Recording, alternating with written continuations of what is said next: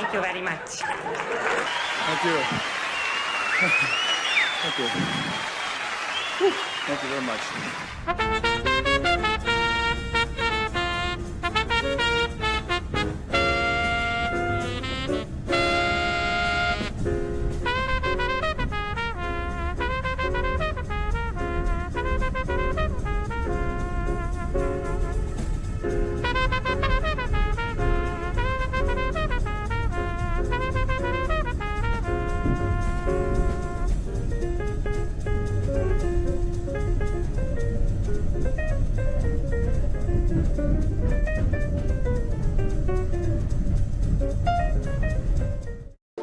Thank you.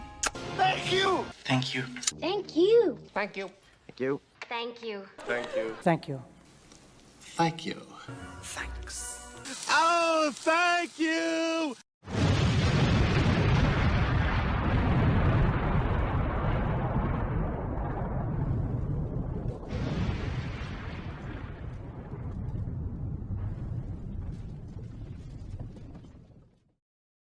Deo, Deo.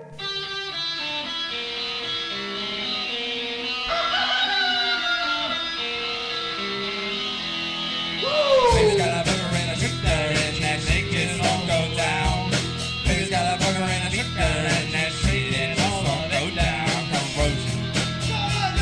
Corrosion to her thighs, erosion of her pride. Baby's got a shooter. Baby's got corrosion now. Corrosion now. Baby's got it.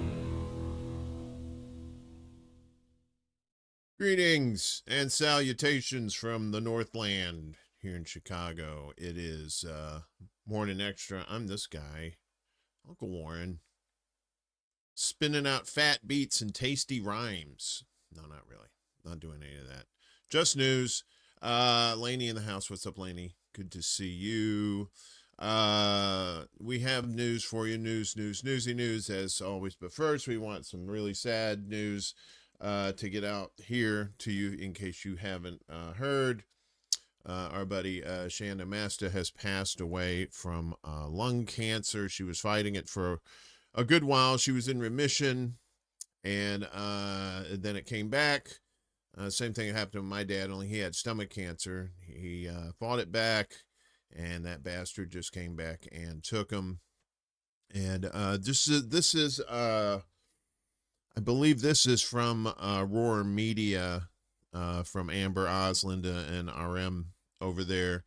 It is, and I'll read this for you here. It is with heaviest of hearts, tremendous grief, and more than a little anger, we announce the passing of our sister, our light, Chanda, who was doing battle with small cell lung cancer in the American health care system, health being in quotes, of course. Hardly a fair fight, but Chanda's bravery and amazing strength proved her to be a formidable opponent, and for a while she was winning. From the streams of Beauty and the Boomer and Trailer Park Pundit, Chanda selflessly showed everyone her journey through treatment, shared the most painful and desperate moments, and continued working to bring the truth to you all who she loved dearly. In Chanda's memory, please just love each other, take care of yourselves and your loved ones, be a friend to animals and the earth, donate to others when and what you can, don't be a bootlicker, and fuck cancer. Yes, definitely. Fuck cancer, indeed. Our hearts go out to Chanda's family and of course her family at Roar Media, everybody in the space that knew and loved her. It's really sad when someone gets taken out by something like that we should have probably have cured long ago if we haven't already. So yeah, my deepest love to Chanda and her peeps there. I mean, you know, there's really nothing you could say really, but that, you know, you thought about them, you wish that they could have done more to help, wish there could have been more to help, you know, but like they said, our healthcare system only really cares about those who of the money, it seems like. So, right. So, as we do always, we get on with the news, and none of it's that great to begin with. You know, if you've been watching this show enough, you know that. So let's get to it. So Pam Bondi, Trump loyalist who oversaw Justice Department upheaval, is out at Attorney General. There she is right there. Yikes. HD cameras, not a good thing for some people. Just saying. That's why I use 1080p, and I lean back a lot. Trump said yesterday that Pam Bondi is out as his Attorney General, ending the contentious tenure of a loyalist who upended the Justice Department's culture of independence from the White House, oversaw large-scale firings of career employees, and moved aggressively to investigate the Republican president's perceived enemies.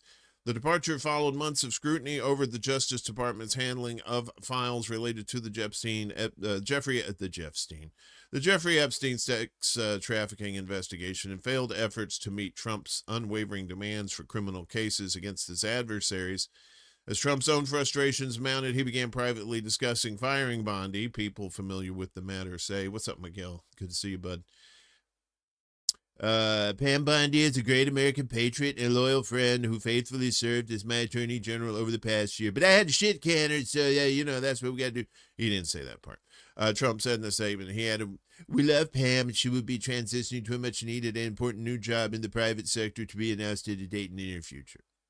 Yeah, which means we don't know what you're doing. We don't really care. She's gone. Trump named Deputy Attorney General Todd Blanche, one of his former personal lawyers, as the acting Attorney General. 3 people with the matter told the AP on Thursday that he has privately discussed Lee Zeldin, the head of the Environmental Protection Agency, as a permanent pick. Good morning, Willie. Thanks for the $10. Yes, rest in power, Chanda. You will be missed, dear. Definitely. She will be missed. He has privately discussed Lee Zeldin, the head of the EPA, as a permanent pick. This guy, look at that guy. He looks like Mr. Friendly right there. In her own statement, Bondi called the job the horror of sorry. I thought it'd be the horror of a lifetime, but it's the honor of a lifetime. She said with a straight, scrunched up face. And she said she would be working over the next month to transition the position to Blanche, whatever his name is. Bondi came into office 14 months ago, pledging that she would not play politics with the Justice Department, but she quickly played politics with the but she quickly set out to do Trump's bidding, heaping lavish praise on congressional hearings and White House events, firing prosecutors deemed insufficiently loyal to the president, and opening investigations into his political foes. The intense turmoil contributed to the resignations of hundreds of employees, with the norm-breaking actions stirring concern that the department was being wielded as a tool to advance Trump's personal and political interests. Yes. What's up, Chuck? The horror, the honor. Pam Bondi oversaw an unprecedented weaponization of the Justice Department that brought our nation's rule of law to its knees, said Adam Schiff, a California Democrat. If anybody should know about being on their knees, it's a politician. Bondi rejected accusations that she politicized the Justice Department and said her mission was to restore the institution's credibility after overreach by President Joe Biden's Democratic administration, which included 2 federal criminal cases against Trump. Bondi's defenders have said she worked to refocus the department to better tackle illegal immigration and violent crime, and brought much-needed change to an agency they believe unfairly targeted conservatives. So they unfairly targeted everybody else instead. Bondi's public embrace of the president, however, marked a sharp departure from her predecessors, who generally took pains to maintain an arm's length distance from the White House to protect the impartiality of investigations and prosecutions. With impartiality? What? What's that nonsense? Bondi postured herself as Trump's chief supporter and protector, praising and defending him in congressional hearings and placing a banner with his face on the exterior of Justice Department headquarters. She called for an end to the weaponization of law enforcement that she said occurred under the Biden administration, even though Biden's Attorney General Merrick Garland and Jack Smith, the special counsel who produced 2 cases against Trump, have said they followed the facts, the evidence, and the law in their decision-making. Bondi's critics, meanwhile, said she was the one who had politicized the agency. You've turned the People's Department of Justice into Trump's instrument of revenge. Representative Jamie Raskin of Maryland, the top Democrat on the House Judiciary Committee, said at a February hearing, Bondi delivered a combative performance but few substantive answers at that hearing as she angrily insulted her Democratic questioners with name-calling and praised Trump for the performance of the stock market. The Dow is up over 50,000 right now, and openly aligned herself as in sync with the president whom she painted as a victim of past impeachments and investigations, when really he was just a psychopath and she was laying cover for him. Even Republicans began to challenge her, with the GOP-led House Oversight Committee last month issuing a subpoena to her to appear for a closed-door interview about the Epstein files. How about that? Under Bondi's leadership, the department opened investigations into a string of Trump foes, including Fed Reserve Chair Jerome Powell, New York Attorney General Letitia James, former FBI Director James Comey, and former CIA Director John Brennan. The high-profile prosecutions of Comey and James were short-lived, as they were quickly thrown out by a judge who ruled that the prosecutor who brought the cases was illegally appointed. Well, there you go. Trump repeatedly praised and defended Bondi publicly, but also showed flashes of impatience with his attorney general's efforts to meet his demands to prosecute his rivals. In one extraordinary social media post last year, Trump called on Bondi to move quickly to prosecute his foes, including James and Comey, telling her, "We can't delay any longer. It's killing our reputation and credibility." Interesting. Bondi oversaw the exodus of thousands of career employees, both through firings and voluntary departures, including lawyers who prosecuted violent attacks on police at the U.S. Capitol on January 6, 2021, environmental, civil rights, and ethics enforcers, counterterrorism prosecutors, and others. She struggled to overcome early stumbles over the Epstein files that angered conservatives eager for government bombshells about the case, which has long fascinated conspiracy theorists. She herself had fed the conspiracy theory machine with a suggestion in a 2025 Fox News Channel interview that Epstein's client list was sitting on her desk for review. The department later acknowledged that no such document exists. Somebody was lying. Bondi was ridiculed over a move to hand out binders of Epstein files to conservative influencers at the White House, only for it to be later revealed that the documents included no new revelations. And despite promises that more files were going to become public, the Justice Department in July said no more would be released, prompting Congress to pass a bill to force the agency to do so. Ultimately, the department said it had complied with its obligations by releasing millions more records. Jess Michaels, an Epstein survivor who traveled to the U.S. Capitol last year to press for the files release, said she was optimistic when Bondi took office, but then found out, oh yeah, it's Pam Bondi. What the fuck am I thinking? I'm sorry. But lost faith after Bondi distributed the binders at the White House. I think she had this opportunity to be a hero and to really do right by survivors of sexual violence and trafficking, and she chose not to. Michael said by phone, "It is outrageous, the volume of miscalculation she has made." Well, somebody who's not qualified for the job, that's going to happen.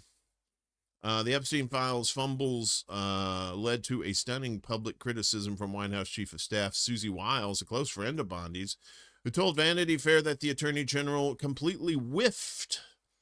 The Justice Department's release of millions of pages of Epstein files did little to tamp down criticism, prompting a House committee with the support of 5 Republicans to subpoena Bondi to answer questions under oath. Bondi, who defended Trump during his first impeachment trial, was his second choice to lead the Justice Department, picked for the role after former Representative Matt Gaetz of Florida withdrew his name from consideration amid scrutiny over sex trafficking allegations. My, oh Pam. Oh, Pam Bondi, ram-a-lam. Oh, Pam Bondi, ram-a-lam. Got shit, candy, bam-a-lam. Yikes. Yeah. So she's out. Todd Blanche is in. He's probably just going to do more of the same bullshit. Right. More news. Was that, what was his name used to say? And now, more news. It's Paul Harvey. Good day. If you don't remember Paul Harvey, you missed a treat.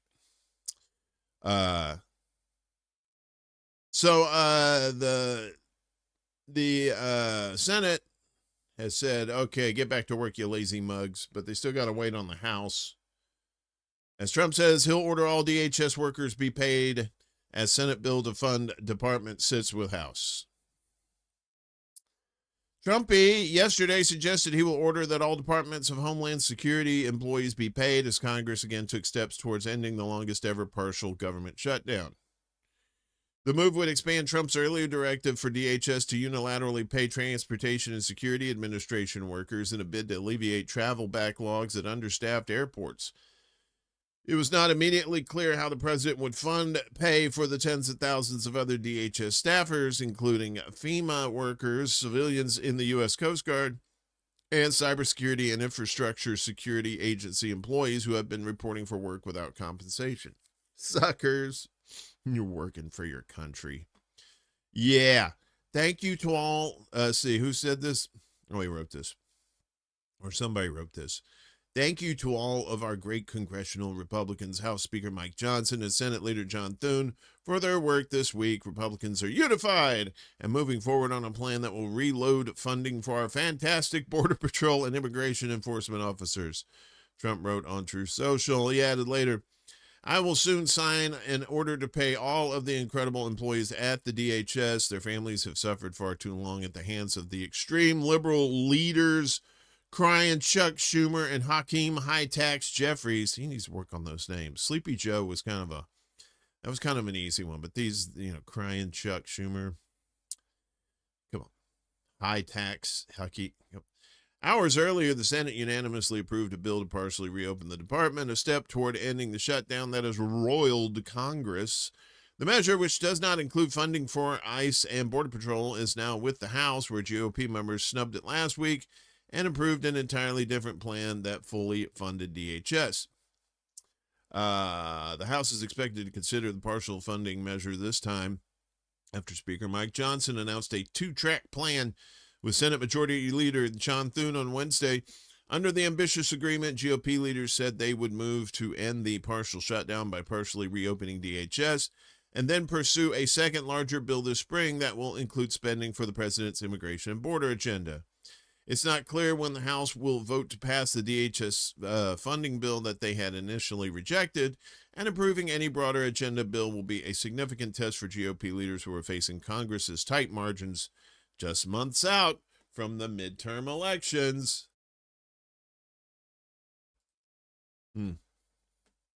Oh, those pesky midterms, right? Both chambers are away from Washington on their 2-week recess, Easter and Passover recess, but have been convening brief pro forma sessions. The House did not take up the Senate-approved funding bill during its session on Thursday, ultimately adjourning until Monday. House GOP sources previously told CNN that it's highly unlikely the chamber will make its move in the next few days, with many Republicans still eager for clear assurances that the immigration funding will be delivered and still wary of the precedent of letting Democrats successfully defund parts of an agency they dislike. Lawmakers, meanwhile, have been under intense pressure to return from recess to fund DHS and pay TSA employees, among other key federal workers, with TMZ publishing pictures of members leaving Washington for their home states on vacation, at family events, and on congressional trips abroad. Thune told reporters Thursday that he assumes the House will move the legislation to reopen the department at some point, with the understanding that we're going to come behind it with the reconciliation bill.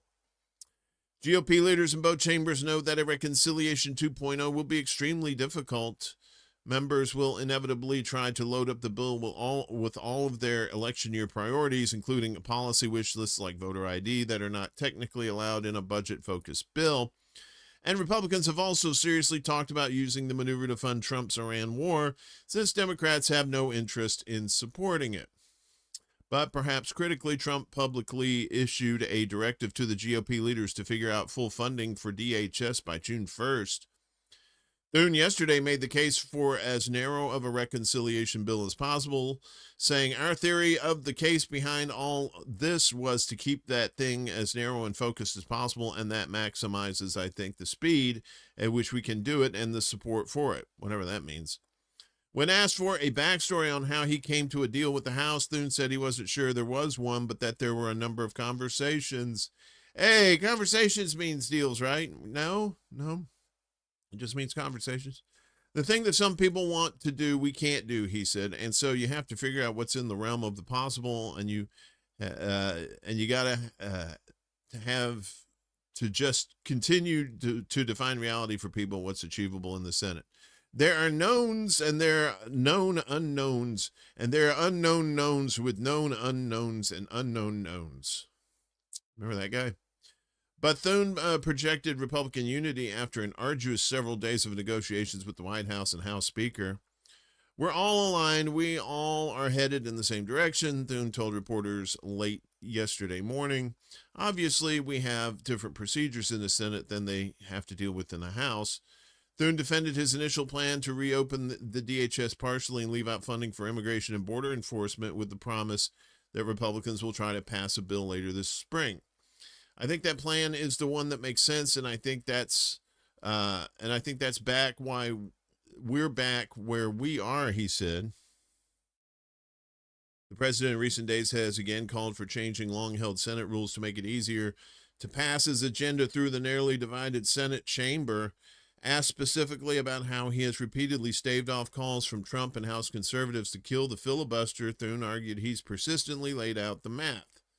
My job, obviously, is to define reality, and reality is that it's not even a close call, he said. It's not a handful of 3 or 4 Republicans in the Senate. It is a large number of Senate Republicans who feel very strongly about the filibuster, its role in our democracy, and the role that it plays in giving a voice to the minority in our democracy. So, yeah. So, Trump is going to try and do that. And I don't know... I don't know who would try to oppose him from getting people paid unless it comes out of somebody else's funds. But boy, if we can propose $1.5 trillion for the military, you think we get some TSA people paid? You would think. So the Democrats are not done with Trump, as Democrats take Trump to court over voting curbs. I think he stopped coloring his hair. I think his hair is just now gray. Remember it was like that blonde weird shit, that, I don't know, neo-Nazi looking Aryan shit. Democrats have filed a lawsuit seeking to block Trump's latest executive order restricting mail-in voting, arguing that the Constitution gives states and Congress, not the president, the authority to decide voter eligibility for mail ballots. Trump on Tuesday signed an executive order to create a nationwide list of verified eligible voters and restrict mail-in voting, even though he did mail-in voting in Florida. Rules for thee, not for me.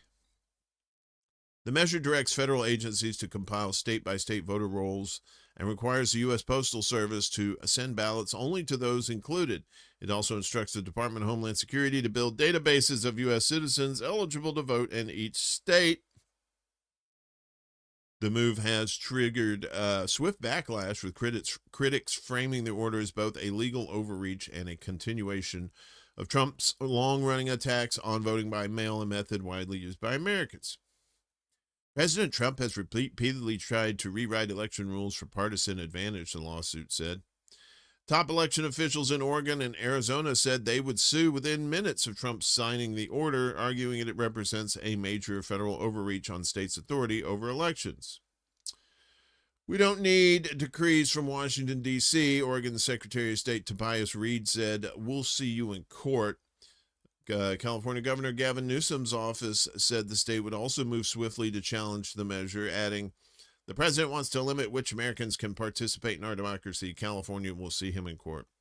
Which is funny because they're trying to keep third parties off the ballot in California, which I found that to be Hypocritical. The lawsuit opens a second round of legal fights over the president's authority to influence election rules. Trump's opponents prevailed in an earlier case last year, persuading multiple federal judges to block his initial executive order on grounds that it was likely unconstitutional. You should just do that. I would just do that anyway. It's not constitutional if Trump's doing it. Mail-in voting in the U.S. dates back to the 1860s. Several states, including Oregon, Washington, and Colorado, now conduct elections almost entirely by mail, while others widely offer no-excuse absentee voting. Trump has repeatedly targeted the system since 2020, claiming widespread fraud. Earlier this year, he claimed that America's elections are rigged, stolen, and a global laughingstock. Trump's executive order comes ahead of the November 2026 midterm elections, which will determine whether the Republicans retain control of the House and the Senate. Yeah. So Democrats really need to, maybe not throw stones since they live in glass houses too. But yeah, these mail-in ballots. And how can you intimidate people at the polls if they're mailing in their ballots? Because this new guy, Mullins, damn it, you have a mustache and you get that rogue hair that gets out of there. Mullins said something about putting ICE people at the voting booths, weed out the non-essentials, more or less, keep out the baddies. Really? Okay. We mentioned the EPA before, but this is something totally different. EPA moves to designate microplastics and pharmaceuticals as contaminants in drinking water. You think? That guy looks like he needs some more healthy water. The EPA proposed yesterday to include microplastics and pharmaceuticals on a list of contaminants in drinking water for the first time, a step that could lead to new limits on those substances for water utilities. Why are we introducing microplastics into our drinking water? Okay. EPA Administrator Lee Zeldin said they are responsible to Americans who have worried about plastics and pharmaceuticals in their drinking water. The gesture also aims to hand a win to Health Secretary Robert F. Kennedy Jr.'s MAHA movement, which for months has pressured Zeldin to further crack down on environmental contaminants.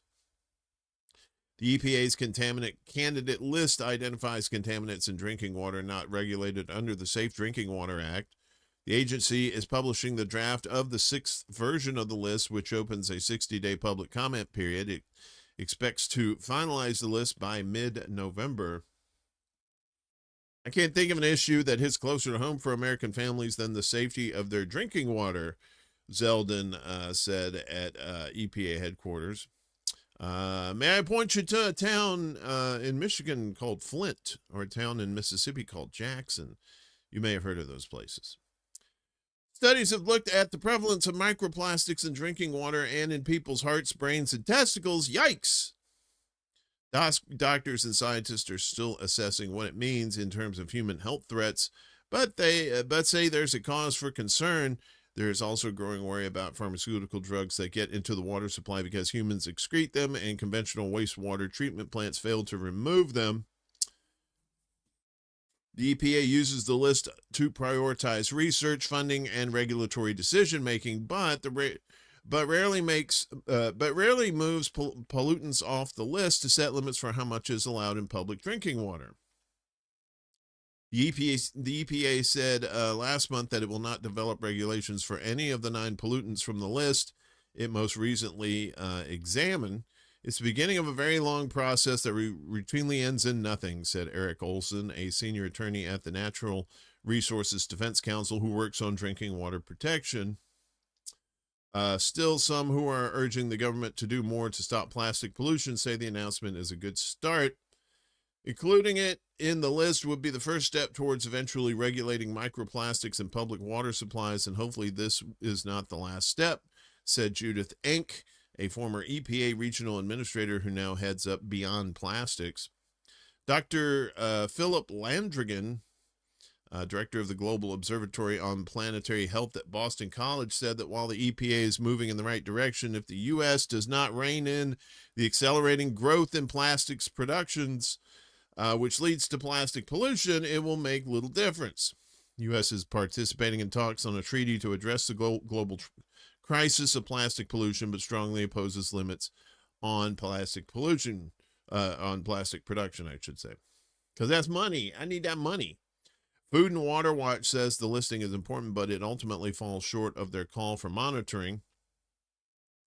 EPA uses the unregulated contaminant monitoring rule to collect data for contaminants that are suspected to be present in drinking water. The American Chemistry Council, an industry group, said it supports monitoring of microplastics in drinking water and research to better understand potential impacts, as long as the monitoring is standardized and consistent nationwide. There's more here. You can read this later after the show today on our Substack, extrabulla.substack.com. Hearts, brains, and testicles. Yeah, you got to watch out for that. And, you know, people have been joking about it for years now that, you know, microplastics are in everything. And they are. I mean, if you think about it, you got the microplastics that rub off plastic containers and bags. Unless you go to the moon, pretty hard to get away from plastics, although there may be some up there as well. Yeah. So, hey, what's up, CBC voter? Good to see you. So, Barbie doll, Bondi, she's out, but Hexeth booted out some people too. Hexeth oufts Army Chief of Staff amid leadership shakeup. This guy's like, what? You got me cray-cray, letting go of me? In a move that underscores the Pentagon's authoritarian overhaul, U.S. War Secretary Pete Hegseth has demanded the immediate retirement of Army Chief of Staff General Randy George, according to CBS News, citing multiple sources familiar with the decision. This aggressive shakeup is a clear signal of Hegseth's ongoing efforts to consolidate power within the military and impose his and President Donald Trump's dangerous vision on the U.S. Army. Hegseth has also fired General David Hodney, who leads the Army's Transformation and Training Command, and Major General William Green, head of the Army's Chaplain Corps. Not enough Jesus in our Army, sir. You got to go. He's also fired General David. George was appointed by former President Joe Biden and confirmed by the Senate in 2023. Under normal circumstances, whatever those are, George would have held his position until 2027. However, Hegseth's sudden move reveals an escalating power struggle within the military establishment as Trump's administration seeks to assert its control over key defense positions. Hegseth's move to replace General George with General Christopher Laine, his former military aide, is part of a broader campaign to reshape the military in his own image. Laine's appointment is a clear message that Hegseth intends to put in place leaders who will follow his command no matter the cost. His purge is not limited to George. Over a dozen senior military officials have been dismissed, including top generals, signaling a complete dismantling of any military leadership that does not comply with Hegseth and Trump's agenda. Move also comes on the heels of a controversial incident involving Army pilots who flew over Kid Rock's house in Nashville. Hegseth overruled the Army's suspension of the pilots, further demonstrating the Pentagon's lack of accountability. On his personal Twitter account, Hegseth wrote, "No punishment, no investigation, carry on, patriots." His personal intervention in military matters raises serious concerns about the concentration of unchecked power within the Defense Department and whether this bodes well for the future of U.S. democracy. So Hegseth has framed the U.S. military's aggression against the Islamic Republic through a lens that blends Christian nationalism, biblical prophecy, and military strategy in ways that raise concern about the politicization of religion in the Pentagon. We told you a little something about that on the Undercurrent a few weeks back. In a CBS News interview, Hegseth asserted that the U.S. should not be doubted in its war with Iran because of divine support. Our capabilities are better. Our will is better. Our troops are better. The providence of our Almighty God is there protecting those troops, and we're committed to this mission. It's too bad your intelligence on how many missiles Iran has wasn't better. That may have saved you a few steps. He framed his war rhetoric around religious imagery, portraying Iranian leaders as religious fanatics. It's one to know one, whose ambitions are tied to an apocalyptic vision. He told CBS, troops need a connection with their Almighty God in these moments. Hegseth even quoted Psalm 144 at a Pentagon press conference. Blessed be the Lord, my rock, who trains my hands for war and my fingers for battle. He sent troops to a war he claimed was God's divine plan, triggering hundreds of complaints about such rhetoric that destroys morale and unit cohesion and violates the constitutional oath taken by all military personnel. Oh, Hegsey. Hegsey says, you better get your cartoon ass out my military, George of the jungle. Boom, boom, boom, boom, boom. This lady back here is like, I've always loved this man. Yeah, this is one of the reasons why you have a separation of church and state. And some people say, well, we don't have it. It's like, no, the pundits think that that we should be a Christian nation, but we're not a Christian nation, because guess what? It's more than just Christians live here. If I was a Muslim in the army, I'd be, hey. Ixnay on the Holy War, hey. Talks. What do we got next? War in Iran continues, unfortunately. But I guess it's unfortunate for the U.S. and for Israel. Wave 92. 92 waves. IRGC strikes U.S. amphibious boats, Israeli F-16 squadron. Whee! Missiles. Iran's IRGC reported that its aerospace force and navy, I thought they got rid of their navy, executed a series of coordinated attacks under Wave 92 of Operation True Promise 4, targeting U.S. and Israeli military installations in the region using advanced ballistic missiles and one-way attack drones. The IRGC stated that a number of U.S. amphibious landing craft utility, LCUs, stationed at Al-Shuwaik port, Kuwait, were struck and destroyed by ballistic missiles. LCUs are heavy lift vessels used by amphibious forces, primarily the U.S. Navy, to transport troops, vehicles, and equipment from sea to shore. A drone attack destroyed an AR-327 Commander high-performance S-band tactical 3D air surveillance radar designed for long-range detection and air defense located at the Jabal al-Dukhan radar site in Bahrain. The destroyed radar was designed for rapid redeployment. The system can be transported by land or air and is operated in extreme environments from the Arctic to the Gulf.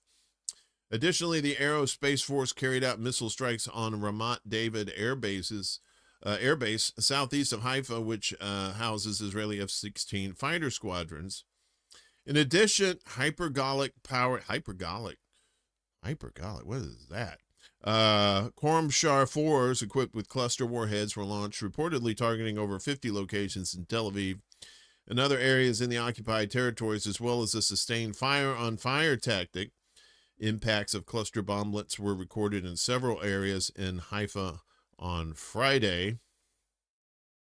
The IRGC also reported that its air defense systems destroyed a second U.S. F-35 fighter jet in central Iranian airspace belonging to the U.S. Air Force Lakenheath squadron in the U.K. This follows the downing of another aircraft within the past 12 hours, according to the IRGC. Earlier today, the spokesperson for Iran's Khatam al-Anbiya central headquarters issued a warning threatening to strike all U.S. and Israeli assets across the region should Washington follow through on threats to destroy Iranian civilian infrastructure. dismissing Trump's repeated threats to target Iranian bridges, power plants, and energy infrastructure as nonsense. Lieutenant Colonel Ibrahim Zolfagari warned that any such action would trigger a sweeping Iranian military response. More bombs. That's what's happening. If these threats are carried out, the powerful armed forces of the Islamic Republic of Iran will not only target all assets of the Zionist regime of the U.S. in the fields of fuel, energy, economic centers, and power plants across the region and the occupied territories, but will also strike more critical and extensive assets belonging to them with greater intensity and force, the spokesperson said. The warning has extended beyond U.S. and Israeli targets to include countries hosting U.S. bases, which Zolfagari asserted would also be subject to strikes if they continued to shelter U.S. military forces. The spokesperson explicitly called on said countries to compel U.S. forces to withdraw from their territory, warning that failure to do so would leave them exposed to harm. So in other words, you better get them Americans up out of here, or there's going to be bad news bears for you, my friends. That's what they said. So you would think that this war in Iran would negatively affect oil stock prices. You figure that was going to happen. But food prices have gone up too because of this as well. UN Food Agency says global food prices rise 2.4% in March on higher energy costs. That's right. World food prices rose 2.4% in March from the previous month, driven by higher energy costs linked to escalating conflicts in the Middle East. The UN's Food and Agriculture Organization said today the increase marked the second consecutive monthly rise, with prices climbing across all major commodity groups, including cereals, meat, dairy, vegetable oils, and sugar. The FAO Food Price Index stood 1.2 points, or 1% higher than a year earlier. The cereal price index rose 1.5% to 110.4 on a monthly basis and was up 0.6% year on year. The vegetable oil price index averaged 183.1 points in March, up 5.1% from February, and marking a third straight monthly increase with a 13.2% annual rise. International palm oil prices reached their highest level since mid-2022 and moved to a premium over soy oil, largely reflecting spillover effects from the sharp increases in crude oil prices, the FAO said. The meat price index averaged 127.7 points, up 1% from February and 8% higher than a year earlier. The dairy price index rose 1.2% on the month to 120.9 points, but remained 18.7% below its level in March of last year. The meat price index averaged 127.7 points, up from 1% February and 8% higher than a year earlier. The dairy price index rose 1.2% on the month, but remained below its level in March 2025. The FAO said the increase was driven largely by higher crude oil prices, which raised expectations that Brazil, the world's top sugar exporter, would allocate more sugarcane to ethanol production. Additional upward pressure on sugar prices stemmed from concerns over the impact of the Near East conflict escalation on sugar trade flows, it added. Sugar. It's all connected, right? Food, energy, all of that is connected. Definitely. And as we said, U.S. stock markets fall, oil soars as Trump promises to bomb Iran back to the Stone Age. That'll do it. Whenever he says dumb shit like that, oil's going to drop. You can go ahead and buy it. Then he says, oh, we have a peace plan. Then the oil will go back up. Because apparently people are stupid. The value of U.S. stock markets fell while the price of oil soared. In early trading yesterday following Trump's speech in which he vowed to bomb Iran back to the Stone Age, the president said on Wednesday evening from the White House that the U.S. would continue its bombing campaign on Iran until our objectives are fully achieved, suggesting the war will last longer than expected. I can say tonight that we are on track to complete all of America's military objectives shortly, very shortly. We're going to hit them extremely hard over the next 2 or 3 weeks, which they said 2 or 3 weeks ago. We're going to bring them back to the Stone Age where they belong, Trump vowed. The Dow Jones Industrial Average fell some 1.3% when the U.S. stock market opened the following morning. The S&P 500 index was also down 1.3%, while the NASDAQ was down 1.7%. Much of the losses were recovered over the course of the trading day. Oil prices rose sharply and remained high throughout the day. The price of U.S. crude oil rose to $1.13, a 13% gain. Brent crude, the international baseline, rose more than 8% to $109 per barrel. U.S. stock markets rallied and the price of oil fell to start the week after Trump stated on Sunday he was having serious discussions with a new and more reasonable regime in Tehran, when in fact the Iranians have said, we haven't been discussing anything, you senile old man. But the price of oil has risen following Trump's remarks, which underscored that the war will not end soon and the Strait of Hormuz will remain closed indefinitely. Since the U.S. and Israel launched a war on Iran on February 28th, the strategic waterway has effectively remained closed due to the threat of Iranian attacks and soaring insurance premiums for vessels wishing to transit it.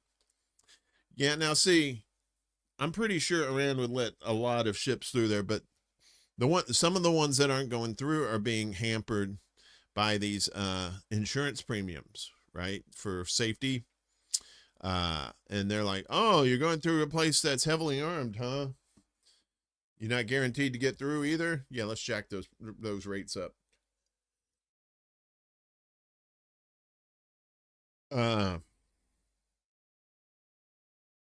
Energy prices have since skyrocketed as Gulf oil exports through the strait have ground to a halt. During his Wednesday address, Trump expressed no urgency in opening Hormuz, instead criticizing European nations suffering from fuel shortages for refusing to send their own warships to reopen it. I thought the United States itself was the one to do it. We're the greatest military in the world, right? To those countries that can't get fuel, many of which refuse to get involved in the decapitation of Iran, we had to do it ourselves. I have a suggestion. Number one, buy oil from the U.S. We have plenty. We have so much. And number two, build up some delayed courage. Go to the strait and just take it. Protect it. Use it for yourselves. Bathe in it. Rub it all over yourselves and go, oh, the moisture. Use it for yourselves. Iran has been essentially decimated. The hard part is done. And well, if the hard part's done, why don't you just open up the strait there, you smart mouth? Trump claimed that Hormuz would likely just open up naturally at the close of the war, or, erosion over millions of years.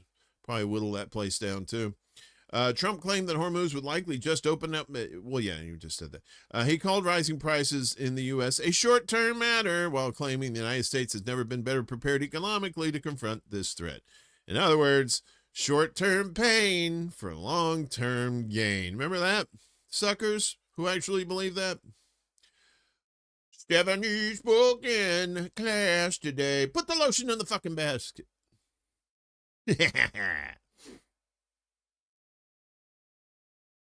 Kind of like a proctology exam. It's just a little short-term pain for some long-term gain. You know what I'm talking about. Regarding Trump's threats, Ismail Baghai, spokesperson for Iran's foreign ministry, said Thursday that Tehran has no choice but to fight back strongly. We will not tolerate this vicious cycle of war, negotiation, ceasefire, and then repeating the same pattern, he said in a statement reported by the state media.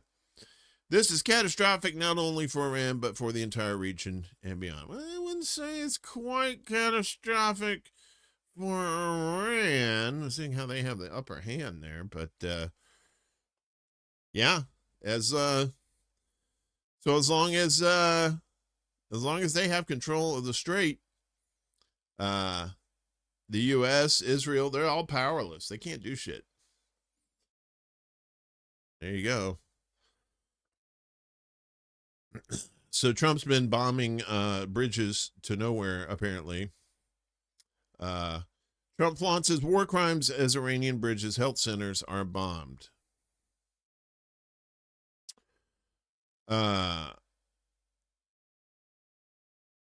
So the U.S. has attacked major civilian infrastructure in Iran hours after Trump threatened in a primetime address to bomb the country back to the Stone Age. Trump boasted of the destruction of the B-1 bridge, which connects Tehran to the city of Karaj, in a second strike just hours after an initial attack resulted in the deaths of at least 2 civilians and several injured on Thursday. The biggest bridge in Iran comes tumbling down, never to be used again, much more to follow, he wrote on his Truth social platform. Even though the bridge wasn't open, apparently. The bridge wasn't open yet. The second strike occurred while emergency responders were still assisting victims of the first attack, escalating the humanitarian impact. That's what we kids, that's what we call double tap. You hit it the first time, and then you wait for people to come in and help, and zap, hit it again. The attack signals a widening of the U.S. military's targets and could be a first step towards more attacks on energy, water, and transportation infrastructure. Axios, citing an unnamed military official, said more bridges are likely to be targeted. Trump himself had cited bridges as prime targets in the ongoing terrorist war on Iran.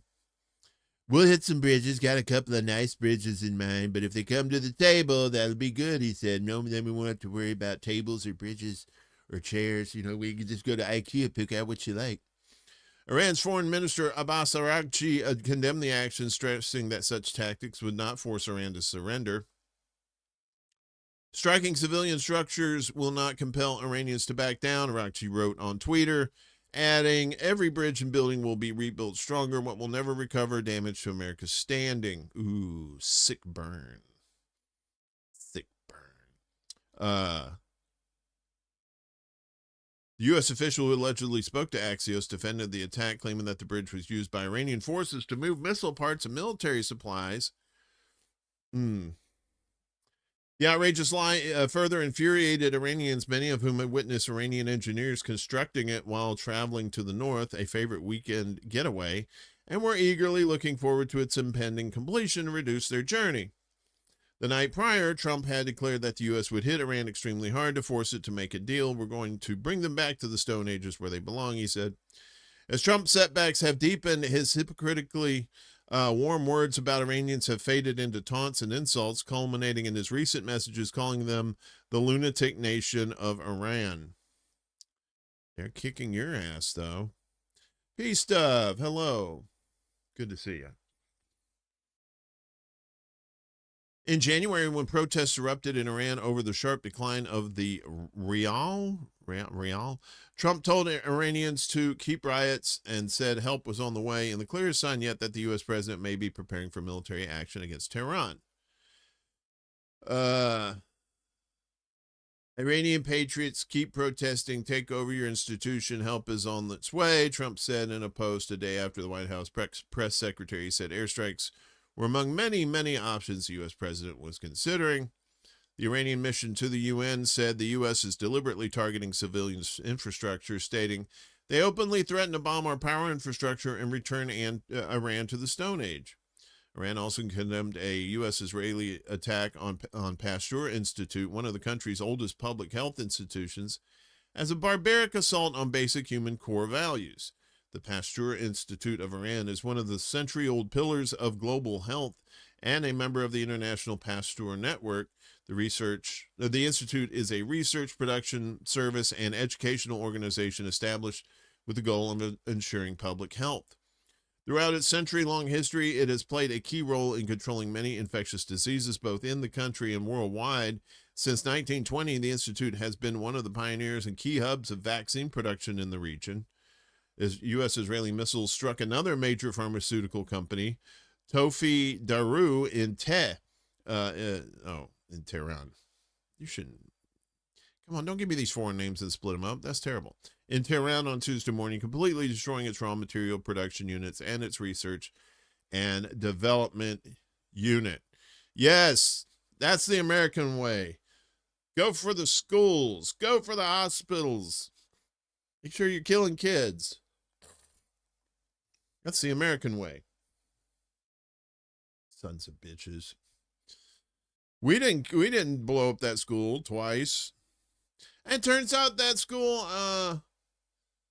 that the U.S. said they didn't blow up other schools that blew up that day too. Isn't it amazing how that works? How lying works like that?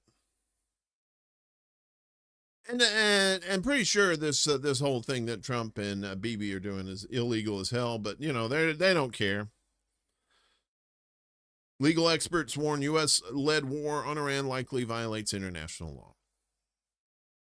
Yeah, this all violates international law. I mean, you capping kids.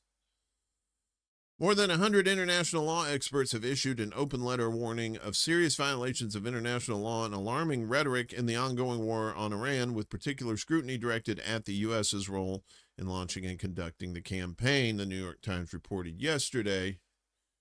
Yeah, I did. We did a little something off the top, but we're going to do a little something here in a little bit too. So very sad about Chanda. Published by the Just Security platform affiliated with NYU, the letter was signed by legal scholars and former government officials, including Harold Hongju Ko and Beth Van Schaak. It argues that the initial U.S.-Israeli assault on Iran on February 28th lacked legal justification under international law, describing it as a clear violation of the UN Charter. The signatories point to the absence of authorization from the United Nations Security Council and question Washington's claim of self-defense, noting that U.S. officials have provided limited details regarding the alleged imminent threat posed by Iran. Cooper duper. International laws for nerds. I guess so. Beyond the legality of the war's initiation, the letter raises concerns about the conduct of U.S. military operations. It warns that both actions on the ground and statements by senior officials may constitute breaches of international humanitarian law and human rights law, including potential war crimes. Yeah, there's probably a shit ton of war crimes. Particular attention is given to a deadly strike in the southern Iranian town of Manab, that was what we were just talking about, where a missile hit a girls' elementary school on the first day of the war on Iran, killing at least 175 people, many of them children. Investigations and open source evidence have pointed to U.S. responsibility for the attack, which stands as the deadliest single episode of civilian killings in the aggression. The strike likely violates international humanitarian law, and if evidence is found that those responsible were reckless, it could also be a war crime, the letter reads. The experts warn that such actions not only endanger civilians in the region, but also risk degrading the rule of law and fundamental norms that protect everyday nations' civilians. Not anymore. Welcome to 2026, home of the crazy. The broader impact of the U.S.-Israeli aggression on Iran has been reflected in mounting reports of widespread civilian harm and damage to essential infrastructure. The World Health Organization has verified multiple attacks on healthcare facilities since the start of the war, while humanitarian agencies report growing strain on Iran's medical system. The International Federation of Red Cross and Red Crescent Societies said that more than 1,900 people have been killed and over 21,000 injured since February 28th, as aid workers and medical personnel have also been among those affected. UNICEF has also reported that hundreds of children have been killed or injured. Investigations and right groups have also pointed to strikes affecting schools, hospitals, and other civilian sites. Of course, while reports indicate damage to medical research centers, including the Pasteur Institute, as well as some university infrastructure, these developments have reinforced concerns among observers that the war on Iran is increasingly impacting civilian sectors and essential services. Good morning, Miss Ellen. How are you over there on the Facebooks?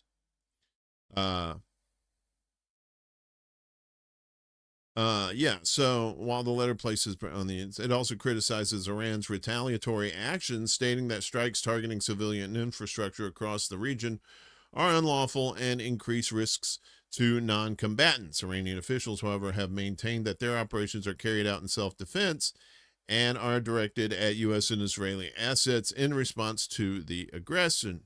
The concerns raised in the letter echo a broader wave of criticism from international observers, including legal scholars, nuclear experts, and foreign policy analysts, many of whom have questioned both the legality and strategic rationale of the war on Iran. Critics argue that the campaign lacks a clear legal basis, maybe undermining non-proliferation efforts, and risks escalating into a prolonged regional conflict with significant global economic consequences. At the same time, signs of internal dissent have emerged within the U.S. Joe Kent, who led the National Counterterrorism Center, resigned in protest over the war, reportedly arguing that Iran did not pose an imminent threat and that he could not support the campaign. His departure, along with reports of unease among intelligence and national security officials, points to growing divisions within the administration over the direction and justification of the war on Iran. Unease among intelligence and national security officials. You should be having that a while back. Okay. Yemen's in the mix. YAF launched joint strikes with Iran and Hezbollah target occupied Jaffa. The Yemeni Armed Forces, the YAF, announced the launch of a military operation targeting Israeli-occupied territories as part of an ongoing campaign in support of regional resistance fronts. The statement added that the operation was conducted in continuation of supporting and backing the fronts of resistance and as part of a religious, moral, and humanitarian duty toward allied forces in Iran, Iraq, Lebanon, and Palestine. According to the statement, the strike was carried out in coordination with Iran and Hezbollah, emphasizing that the operation successfully achieved its objectives. Sari further stated that the Yemeni Armed Forces' involvement in a pivotal and exceptional battle is being carried out in a gradual manner, adding that their operations will not remain limited to the current level.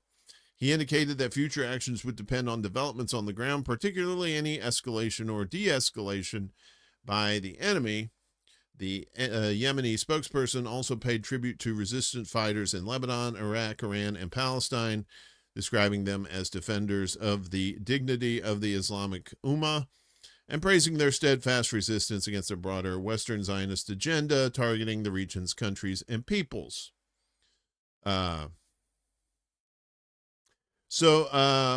The YAF announced that Wednesday the launch of its third military operation targeting Israeli-occupied territories as part of an ongoing campaign in support of regional resistance fronts.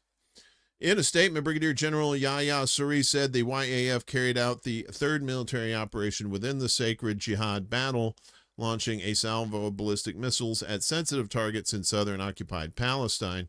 The statement added that the operation was conducted in continuation of supporting and backing the fronts of resistance and as part of a religious, moral, and humanitarian duty toward allied forces in Iran, Iraq, Lebanon, and Palestine. There's more there, but basically it's Yemen has said all along that we'll jump in whenever the time is right or whenever we're needed. And they have been coordinating with Iran and Hezbollah as well.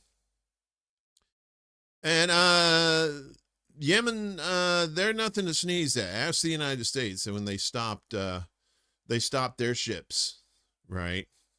And the U.S. bombed the hell out of Yemen. Yemen still kept bombing their ships, and they said, okay, we'll stop if you stop. And that's what Iran thinks the United States is going to do. They're gonna run out of all their options against Iran, and they're gonna have to give up because the world's gonna push them into it. Now, with Trump's ego, will he allow that? Who knows? Maybe you'll have a coup, a military coup, and Hexeth will be your commander-in-chief. Yikes. Would not want that.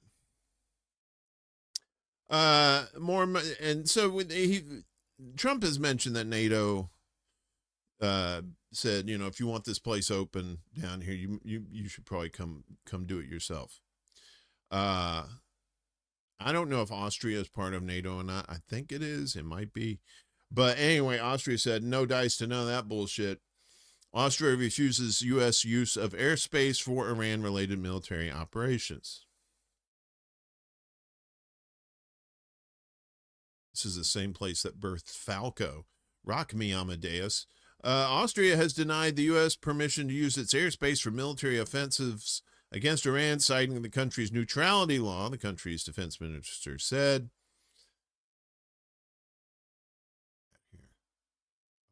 A ministry spokesperson confirmed yesterday that there had been several requests from Washington, but did not specify the number, Austrian public broadcaster ORF reported. The spokesperson added that each case would be assessed individually in coordination with the Austrian Foreign Ministry. Austria, which maintains a long-standing policy of military neutrality, has not imposed a general ban on U.S. overflights, but is reviewing requests on a case-by-case basis, according to the ministry. The opposition Social Democratic Party, SBO, also called on the government to maintain its current stance. Defense Minister Claudia Tanner should not approve a single further U.S. military flight to the Gulf, nor should she approve any transport flights or logistical support, just as Spain, France, Italy, and Switzerland are doing. This war is damaging Austrian economic interests, Europe as a whole, and world peace, said Sven Hergovich, head of the SPO in Lower Austria. Earlier this week, Spain reportedly closed its airspace to military flights related to the conflict, while Italy declined requests from U.S. aircraft to land at a base in Sicily. The U.S. and Israel have maintained an air offensive on Iran since February 28th. So far, over 1,340 people have been killed. Iran has retaliated with drone and missile strikes targeting Israel, along with Jordan, Iraq, and Gulf countries hosting U.S. military assets, causing casualties and damage to infrastructure while disrupting global markets and aviation. So more and more of these countries are saying no dice to war. They don't want any part of that because they have their own problems, like their own military budgets that they have to keep up. EU members forced to pay billions for von der Leyen's COVID deal. There she is. Suckers! Poland and Romania have to fulfill their obligations under an EU deal and buy 1.9 billion euros, or about $2.2 billion worth of unneeded COVID-19 vaccines from Pfizer and BioNTech, a Belgian court has ruled. The case is linked to the agreement struck by Brussels at the height of the pandemic. European Commission President Ursula von der Leyen has faced criticism over her role in the controversial deals. At the time, the Commission advocated collectively purchasing billions of shots and distributing them among EU member states struggling to contain COVID-19, and ended up signing multi-billion euro deals with vaccine manufacturers in 2020 and 2021. Poland refused to comply with its part of the contract in 2022, pointing to an improving situation with COVID and potential abuse of its dominant position by Pfizer. Romania followed suit soon thereafter. The U.S. pharma giant filed a lawsuit against both nations in 2023. The Brussels court rejected the defendants' arguments in its verdict and ruled that the decrease in the infection rate did not justify the modification of contractual obligations. Oh, your shit worked? You still got to buy it. Sorry. Contracts. Under the ruling, Poland would have to buy Pfizer vaccines worth 1.3 billion euros, while Romania would have to purchase shots worth 600 million euros. Warsaw said it would pursue all legal remedies available to it to amend this ruling and defend its interests. Bucharest stated that the requested sum amounts to the equivalent of a regional hospital in Romania and also vowed to appeal the decision. The controversial EU vaccine deal led to the so-called Pfizergate scandal, in which the European Commission and von der Leyen personally were accused of concealing details of negotiations with Pfizer and AstraZeneca. Von der Leyen was particularly criticized for her refusal to disclose or preserve key text messages she supposedly exchanged with Pfizer CEO Albert Bourla. The issue even prompted a no-confidence motion in the EU Parliament last year, which she ultimately survived. But, you know, look at that money, money, money, money.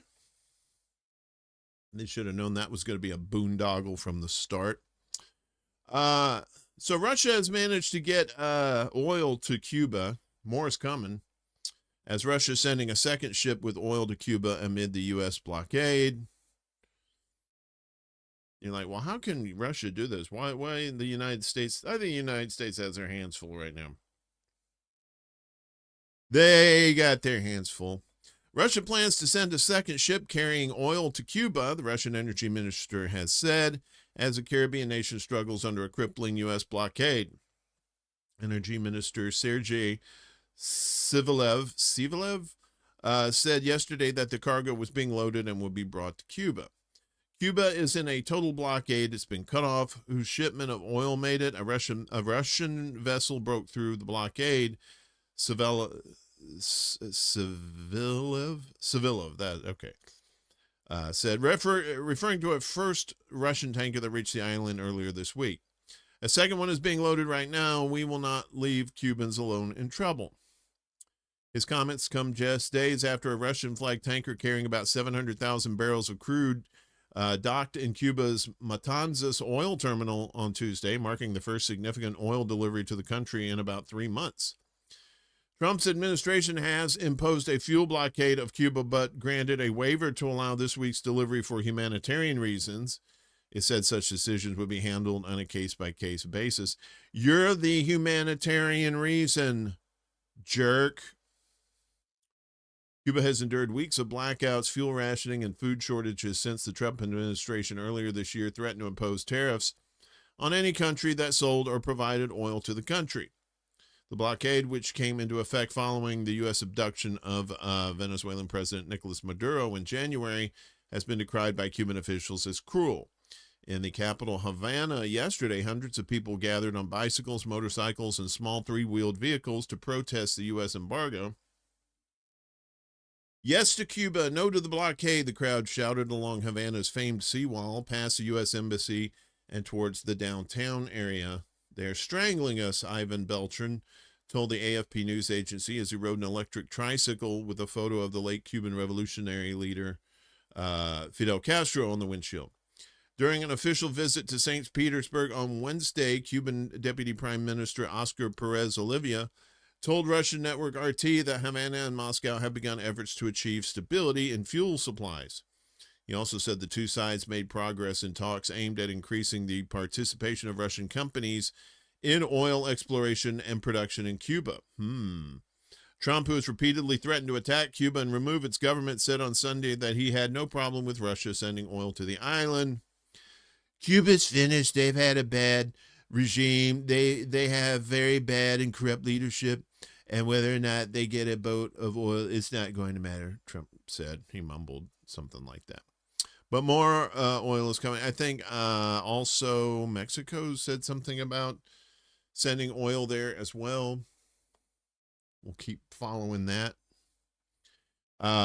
Meanwhile, in Venezuela, what the hell's going down in Venezuela? As U.S. lifts sanctions on Venezuelan interim leader Delcy Rodriguez. That's her right there.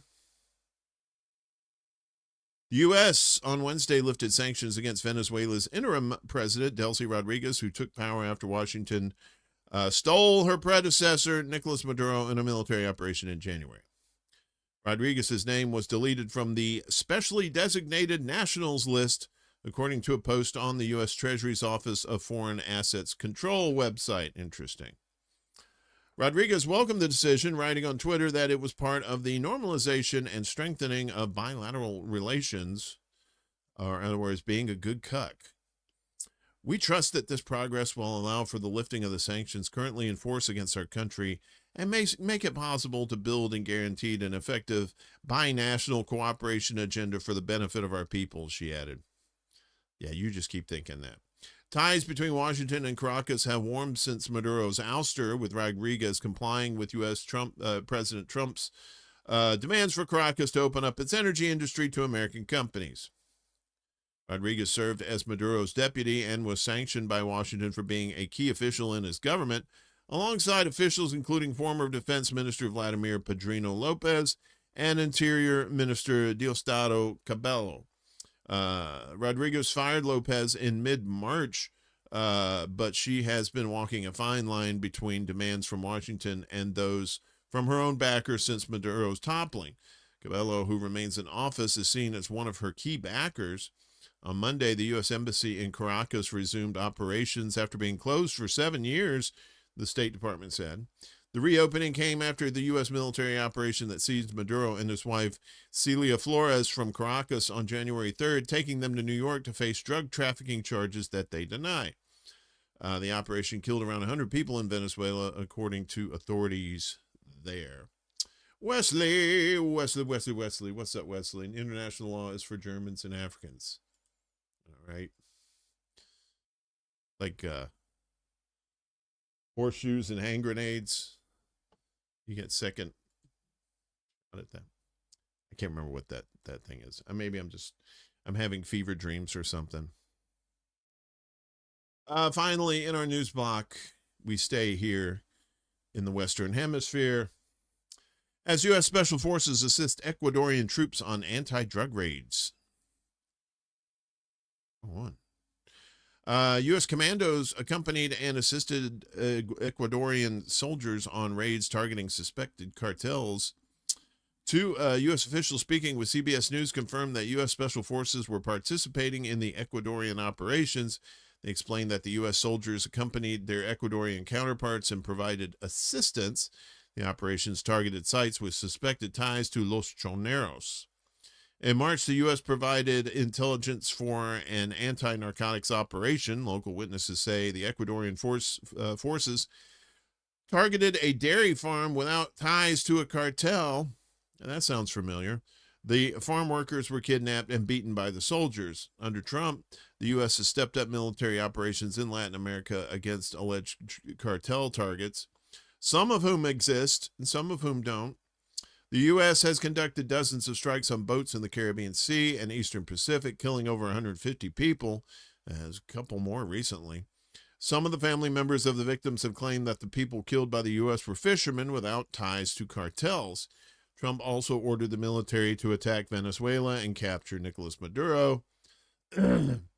Last month, Washington announced a new coalition of Latin American states dubbed Shield of the Americas. Trump said members of the bloc will receive military support for anti-cartel operations. The Department of War had dubbed the military activity in Latin America Operation Total Extermination. That's not ominous at all, right? Or is it? Probably is. Just a little reminder, folks, that you're being lied to on the regular by rich people. I know, hard to fathom that, right? The sharing of biased and False news has become all too common on social media. More alarming, some media without checking facts first. Unfortunately, some members of the media use their platforms to push their own personal bias and agenda to control exactly what people think. And this is extremely dangerous to our democracy. A system-rigged, untaxed wealth of richest 0.1% is more than assets of world's poorest half. Yeah. The richest 0.1% of people on Earth are hiding more than $2.8 trillion in offshore accounts to avoid taxes. That money alone is more wealth than is owned by the entire bottom half of humanity, more than 4.1 billion people.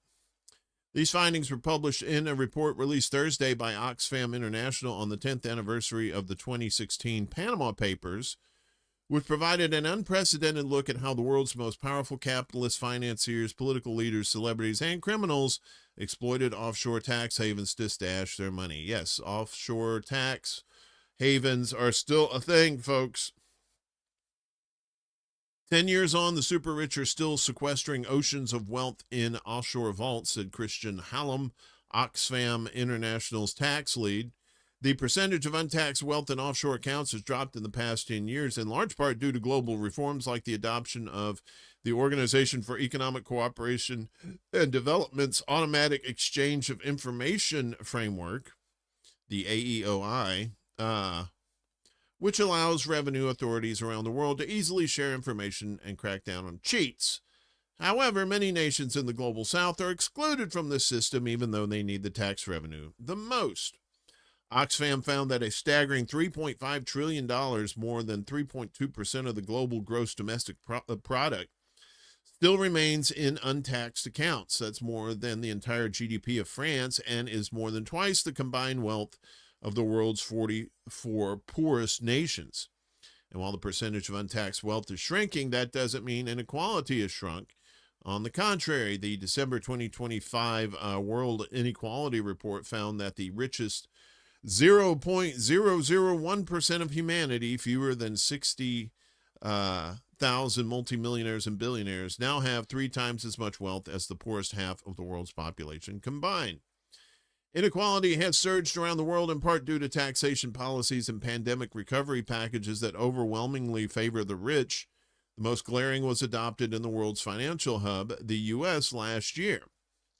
The mega budget passed by Republicans and signed into law by Trump handed a $1 trillion tax cut to America's wealthiest 1%, while slashing more than $1 trillion in spending from Medicaid, food assistance, and other safety net programs. It has been described by some economists as the largest upward transfer of wealth in U.S. history. In a series of them, apparently. While the global top 0.1% holds about 80% of untaxed offshore wealth, an even smaller group of uber-wealthy individuals does most of the cheating. The world's richest 0.01%, who hold at least $50 million apiece, control about half of all money in global tax shelters, about $1.7 trillion. According to the Tax Justice Network's Corporate Tax Haven Index, Caribbean islands under UK ownership, including the British Virgin Islands, the Cayman Islands, and Bermuda, are among the worst offenders. Other notable tax havens include Switzerland, Singapore, Hong Kong, Ireland, and the Netherlands.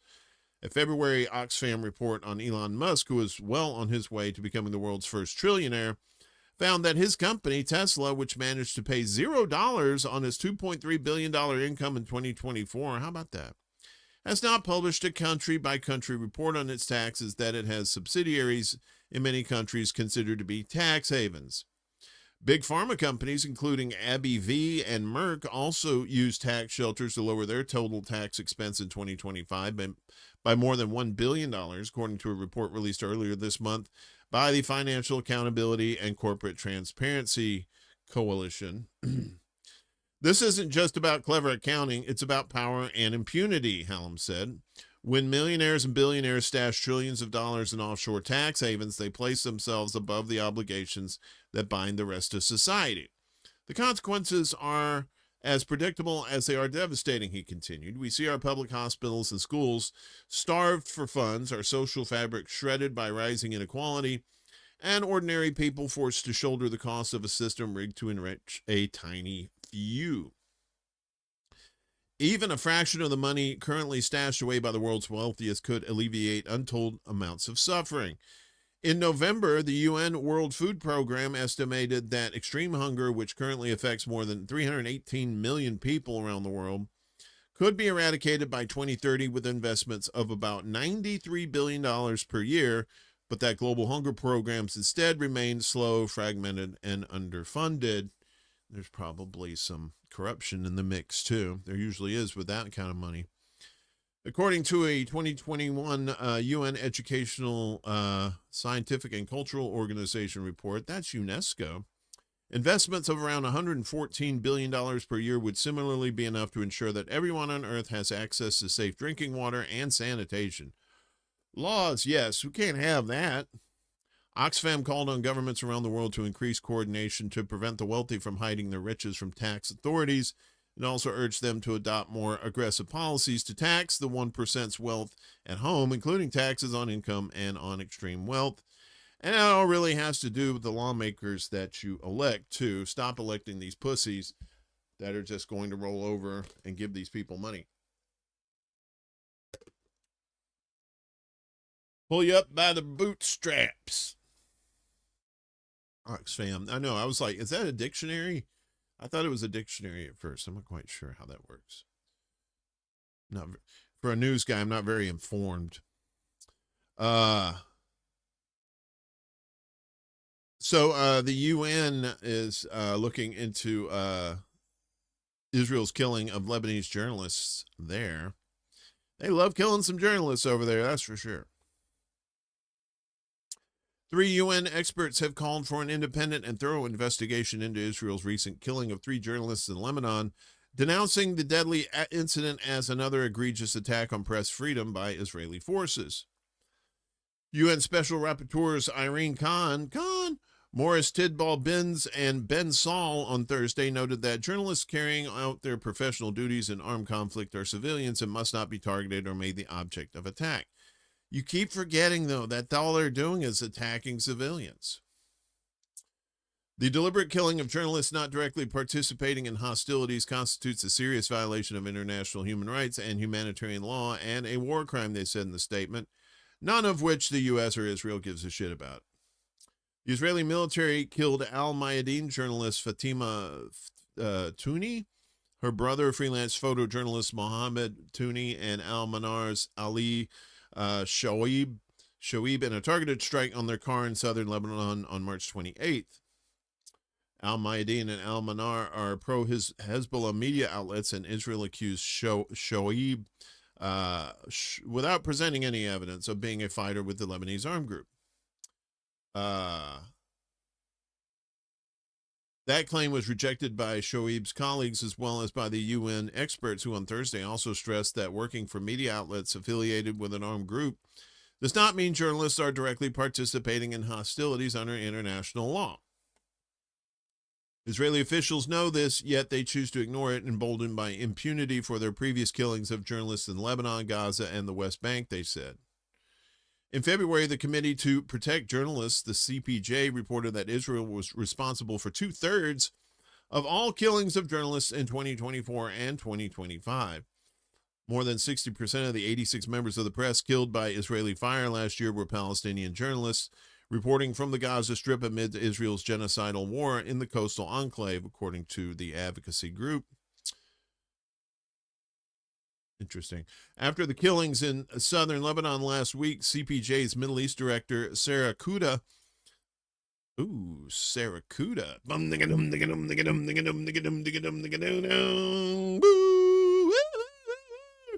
was a time. Sorry, that's Barracuda. I see a name like that, and sorry. So Sarah Kuda also warned that Lebanon is becoming an increasingly deadly zone for journalists, despite their status as civilians who must not be targeted. But they're telling the truth. Target them. We have seen a disturbing pattern in this war and in the decades prior of Israel accusing journalists of being active combatants and terrorists without providing credible evidence, Kuda said in a statement. It is still a curious name, that's for sure. Journalists are not legitimate targets, regardless of the outlet they work for. UN experts also warned that Israel's killing of Lebanese journalists is part of an abominable push to silence reporting on Israel's current military action in Lebanon and shut down news coverage of war crimes committed, just as it did in Gaza. At least 1,345 people have been killed and 4,040 wounded in intensified Israeli attacks across Lebanon since early March, according to the Lebanese Ministry of Health.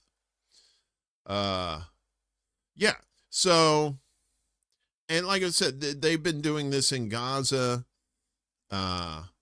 saying that these people, oh, these journalists are Hamas, oh, these journalists are Hezbollah, you know, and then they blow them up.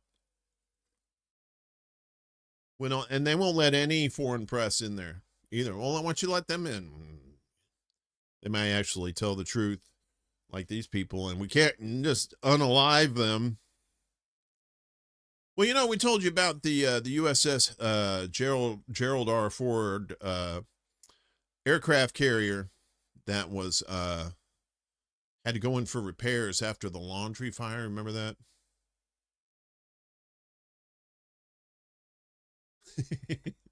What's up, Miss Tree? Obviously got out of the time for Barracuda. Sarracuda. So yeah, USS Ford aircraft carrier was taken out by a laundry fire.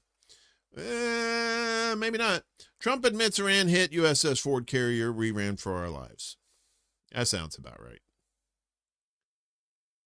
Trump revealed that Iranian forces carried out a coordinated assault on the USS Gerald R. Ford, stating that the world's largest aircraft carrier came under a multi-directional attack in the Red Sea as Tehran intensifies its retaliation against the U.S.-Israeli aggression launched on February 28th. Speaking at a Saudi investment forum in Miami, Trump described what unfolded as a serious situation for U.S. naval forces, indicating that the scale and intensity of the operation rapidly overwhelmed expectations.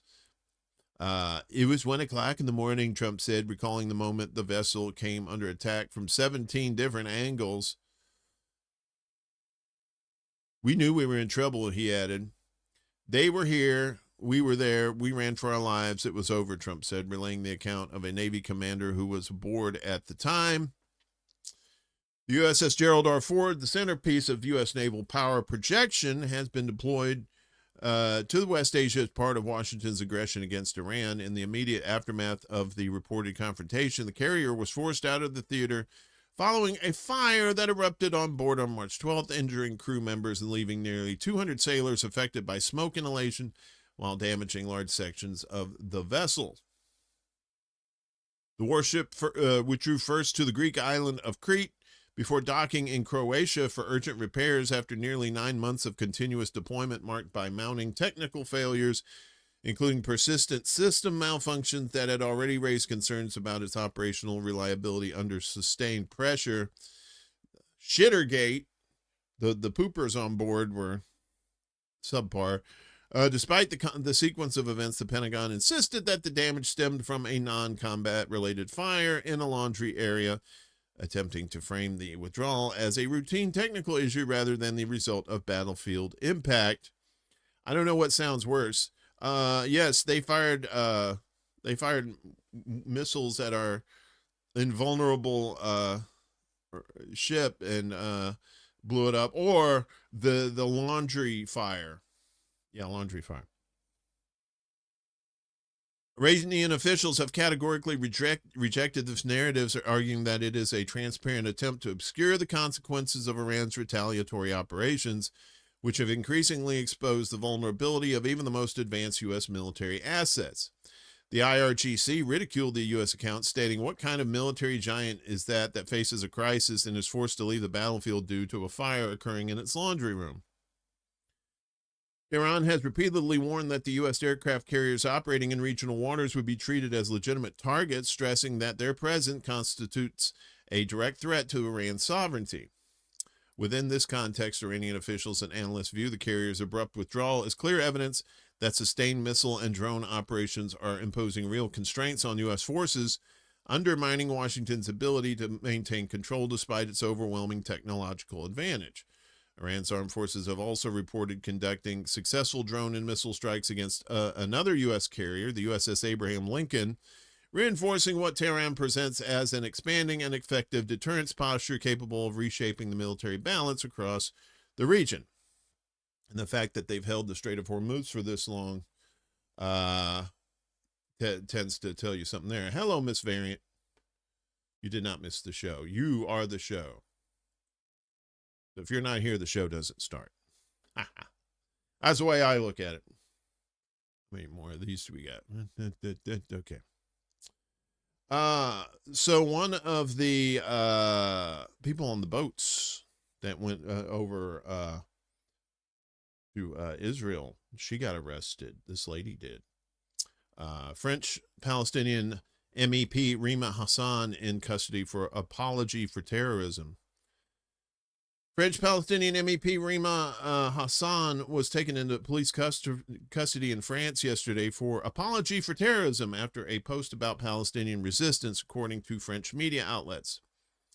On March 26th, the 33-year-old left-wing politician shared on Twitter an article about Japanese pro-Palestinian activist Kozo Okamoto, a former member of the Japanese Red Army who participated in an attack on Lod Airport in Israel in 1972 that killed 26 passengers. She accompanied the retweet with a quote by Okamoto saying, "I gave my youth to the Palestinian cause. As long as there is oppression, resistance is not only a right, it's a duty."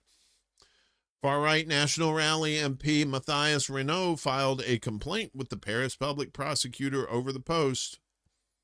He argued that it explicitly refers to a perpetrator of a terrorist attack, repeats a quote about him without any distancing or condemnation, but for inspirational purposes, and associates this figure with a normative justification of resistance presented as a duty.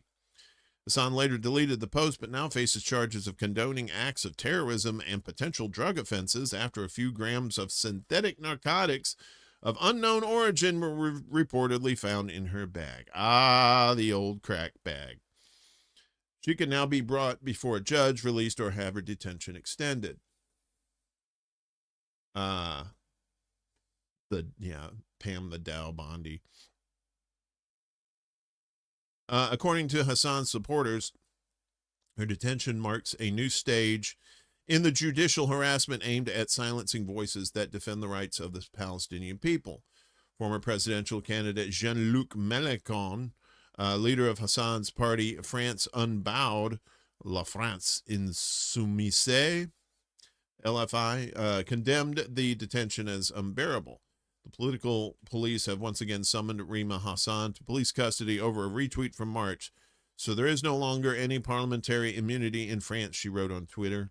The Yadan law has not been passed, but it's already being applied, he added, referring to new legislation aimed at combating renewed forms of anti-Semitism.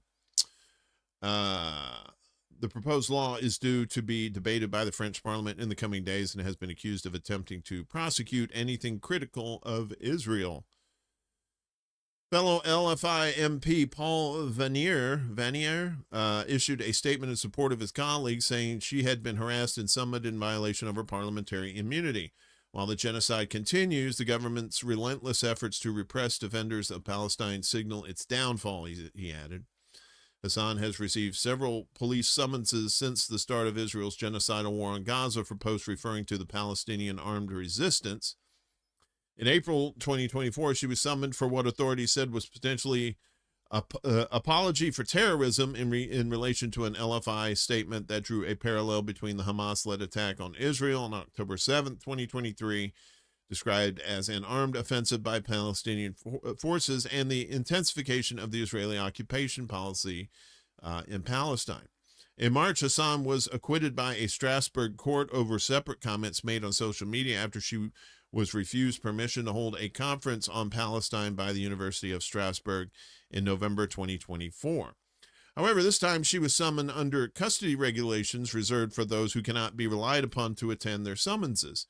This was mind-blowing, a source within LFI told AFP, given that she has always attended all her summonses. The use by French judicial authorities of the apology for terrorism offense has been on the rise since October 2023, with hundreds of investigations launched into comments made about Israel's war on Gaza. Others investigated include Hassan's fellow LFI MP Mathilde Panot and academic Francois Bourgeat, who was acquitted last year. So, yes, no free speech. You have to couch it a certain way. So it is free, but you have to package it a way to where it sounds good, I guess. I don't know. I guess is that what it is? Back here at home, pillar of Wisconsin Muslim community detained by ICE. A Milwaukee, Wisconsin grandfather who's been hailed a pillar of the city's Muslim community was revealed to have been arrested by U.S. ICE agents on Monday, despite possessing legal permanent residency in the U.S., as advocates say. Salah Sarsour, who is president of the Islamic Society of Milwaukee, has been lawfully present in the U.S. for more than 3 decades, the mosque said in a statement, posted alongside a fundraiser for his legal defense. He is a father, a grandfather, a dear husband, and a kind and principled role model for countless people in Milwaukee and beyond. The Muslim Legal Fund of America has taken up Sarsour's case and said on Monday that the government appears to be using the immigration system to target individuals for protected speech related to Palestine and Palestinians. Sarsour's vehicle was surrounded by 10 federal agents before his arrest, the Council on American Islamic Relations said, that's CARE in America, with no cause.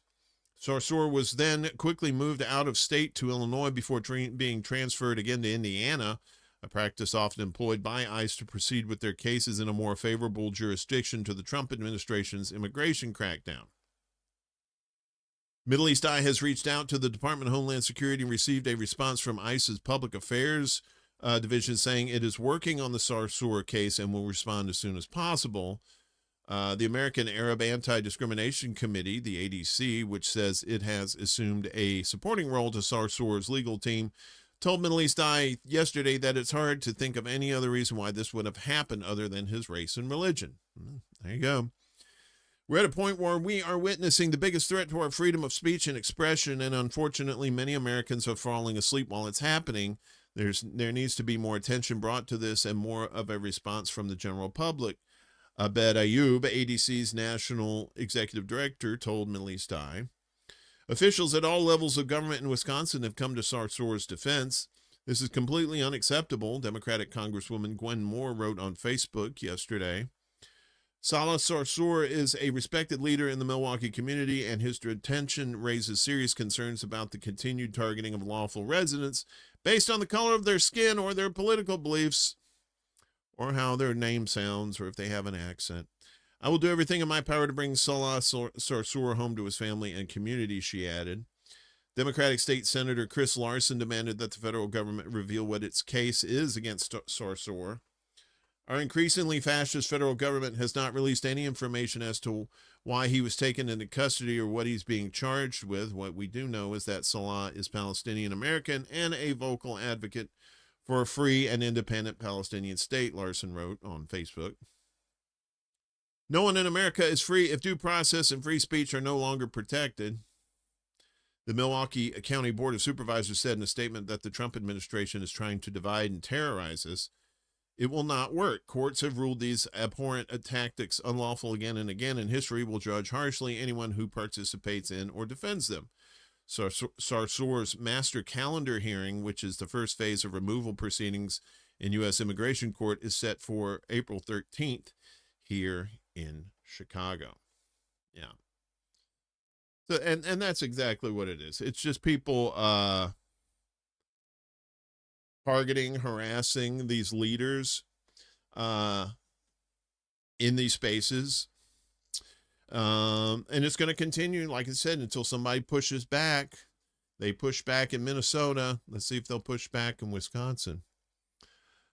I don't know if any of y'all attended the No Kings protest over the weekend. Apparently millions were involved in that, but there may be something a little more to it. Got another James Lee video, the scary truth behind the No Kings protest. Let's watch.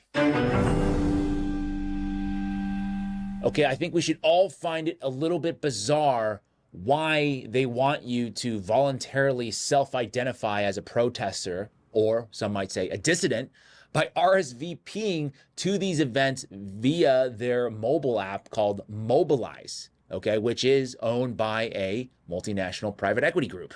Is the No Kings protest really a spontaneous, decentralized, and leaderless uprising against authoritarianism like they tell us, or could it be a multi-layered psyop designed to consolidate biometric and behavioral data on political dissidents while simultaneously insulating the political elites? Okay, just look at the crowds, okay? We're being told that 7 million Americans hit the streets last Saturday, March 28th, in every single state protesting against Donald Trump and for freedom in what they say is maybe the largest or one of the largest demonstrations in American history.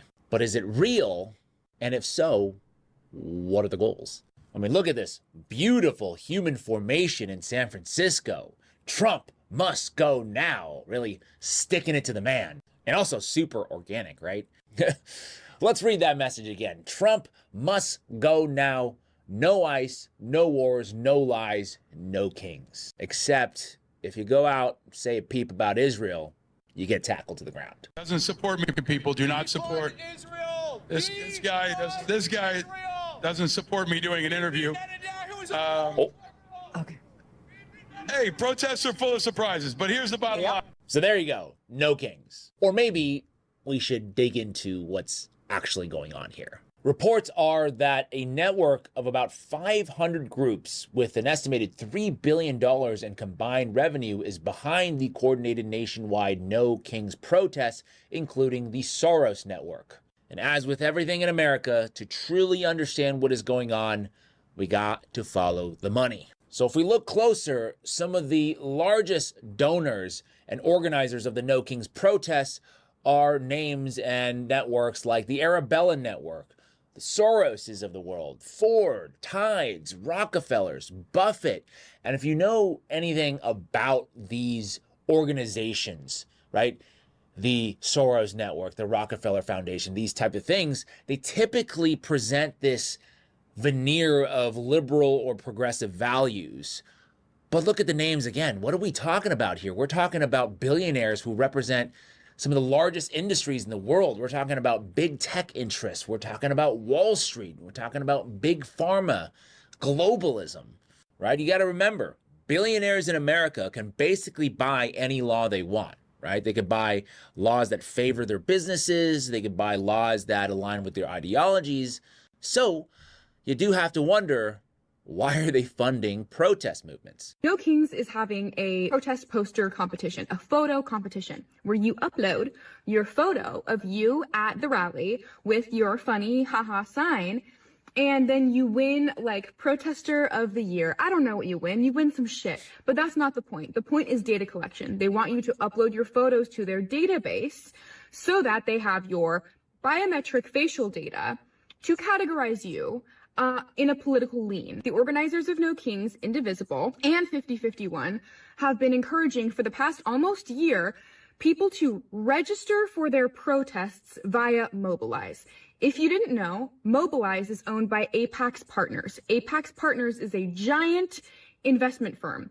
Apax Partners owns the majority share, like 75%, of Sagot Investment House, which is Israel's oldest and most established investment house. Any organizational movement that is requiring digital registration or surveillance is not a movement on the side of the people. Let me repeat that. Any organizational movement that is requiring surveillance, digital surveillance, is not a movement on the side of the people. Amen to that, right?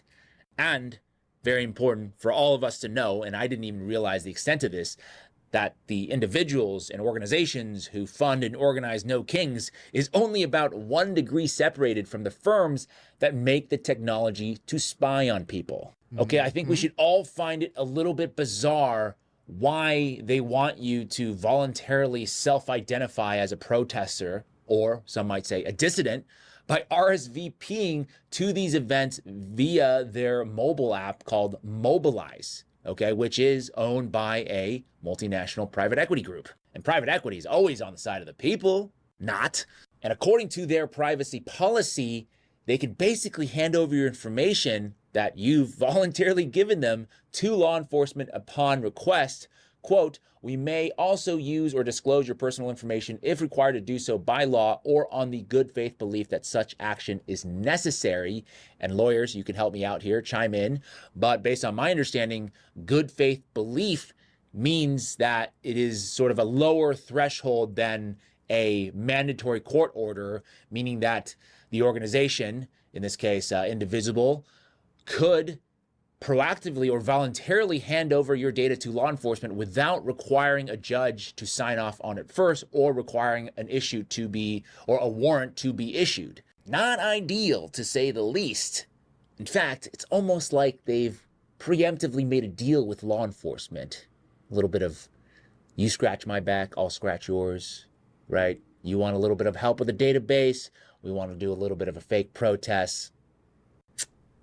The U.S. has historically deployed a fake social media specifically to Cuba called Zunzuneo. This was by guise of U.S. aid in 2010 under Obama. They deployed Zunzuneo, a fake Twitter, to Cuba with the goal of basically inciting smart mobs and categorizing people's political lean based on their interactions on this platform. So what I am saying is that it is not uncommon practice at all, by any means, for a colonialist, imperialist organization such as the United States to deploy surveillance and digital tracking and categorization measures to a group of unsuspecting people under the guise of another thing. It is not uncommon at all. In fact, it is extremely common. Now, I'm not saying everything's fake or that people shouldn't have certain grievances with the government or with Trump, because he's certainly doing some insane things. But very interesting, I think, to note what the social media algorithms are feeding us, what the mass media is programming us to think about. I mean, no kings, right? Just think about no kings, that concept. But we have people serving in Congress for decades and decades, and nothing is being done about the Epstein files. We have pedos on the loose. We have people who are sort of untouchable, above the law. We have both parties selling out to a foreign government. We have, you know, in my opinion, I think we're literally on the verge of a mass sacrificing of American lives in service of said foreign country, but let's not talk about any of that. What's really going on here? Guess who runs the No Kings movement? The very professional, well-funded nationwide protests. Millions of angry people, but they're not against war. They're not against genocide, especially the one going on in the Middle East. No pally flags, no keffiyehs, and they have all of mainstream media on their side. How'd they manage that? And they absolutely will not go against the biggest king tyrant of them all, Netanyahu. The No Kings movement is run by two people, Ezra Levine and Leigh Greenberg. This is another blue state Zio manufactured movement and protest. All their biases and agendas align with blue state. This is an attempt to control opposition, take advantage of people's high emotions, deflect blame, and steer all the sheep in a different direction. Pretty soon all the protests will be completely sterilized of anything that goes against blue state. These are some very clever people we're dealing with. Deflection tactics.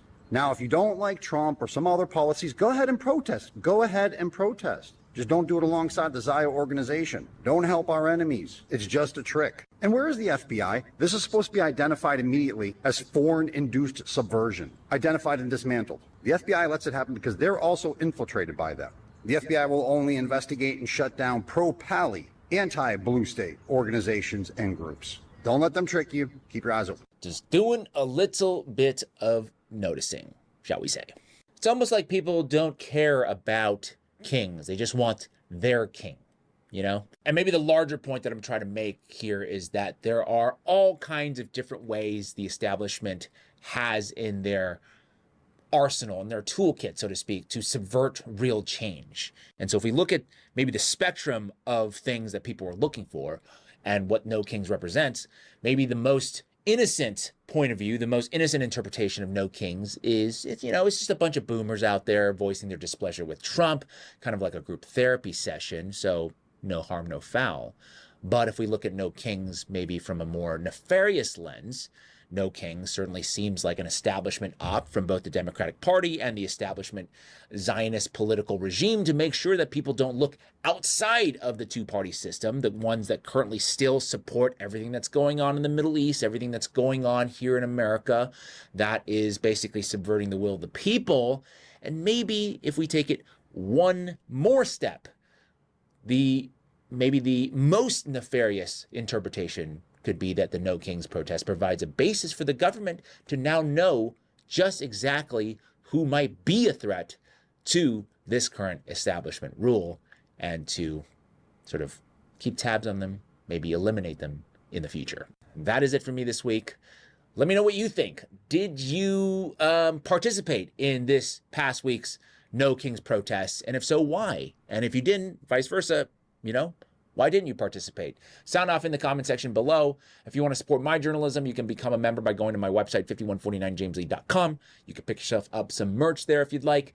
But if you're not able to, no worries at all. Just take a second to like this video, share it with your friends and family, subscribe, hit that notification bell so you can be the first to know when my next video drops. As always, thank you so much for your time, and I will see you in the next one. Who would you like to be the president? Kamala Harris right now, but she didn't win, but Can I point out something that we say no kings and no authoritarianism, but Kamala Harris, no one voted for her. Yes, they did. Half the country voted for her, so let's not go there. No one was voted for her to be the nominee.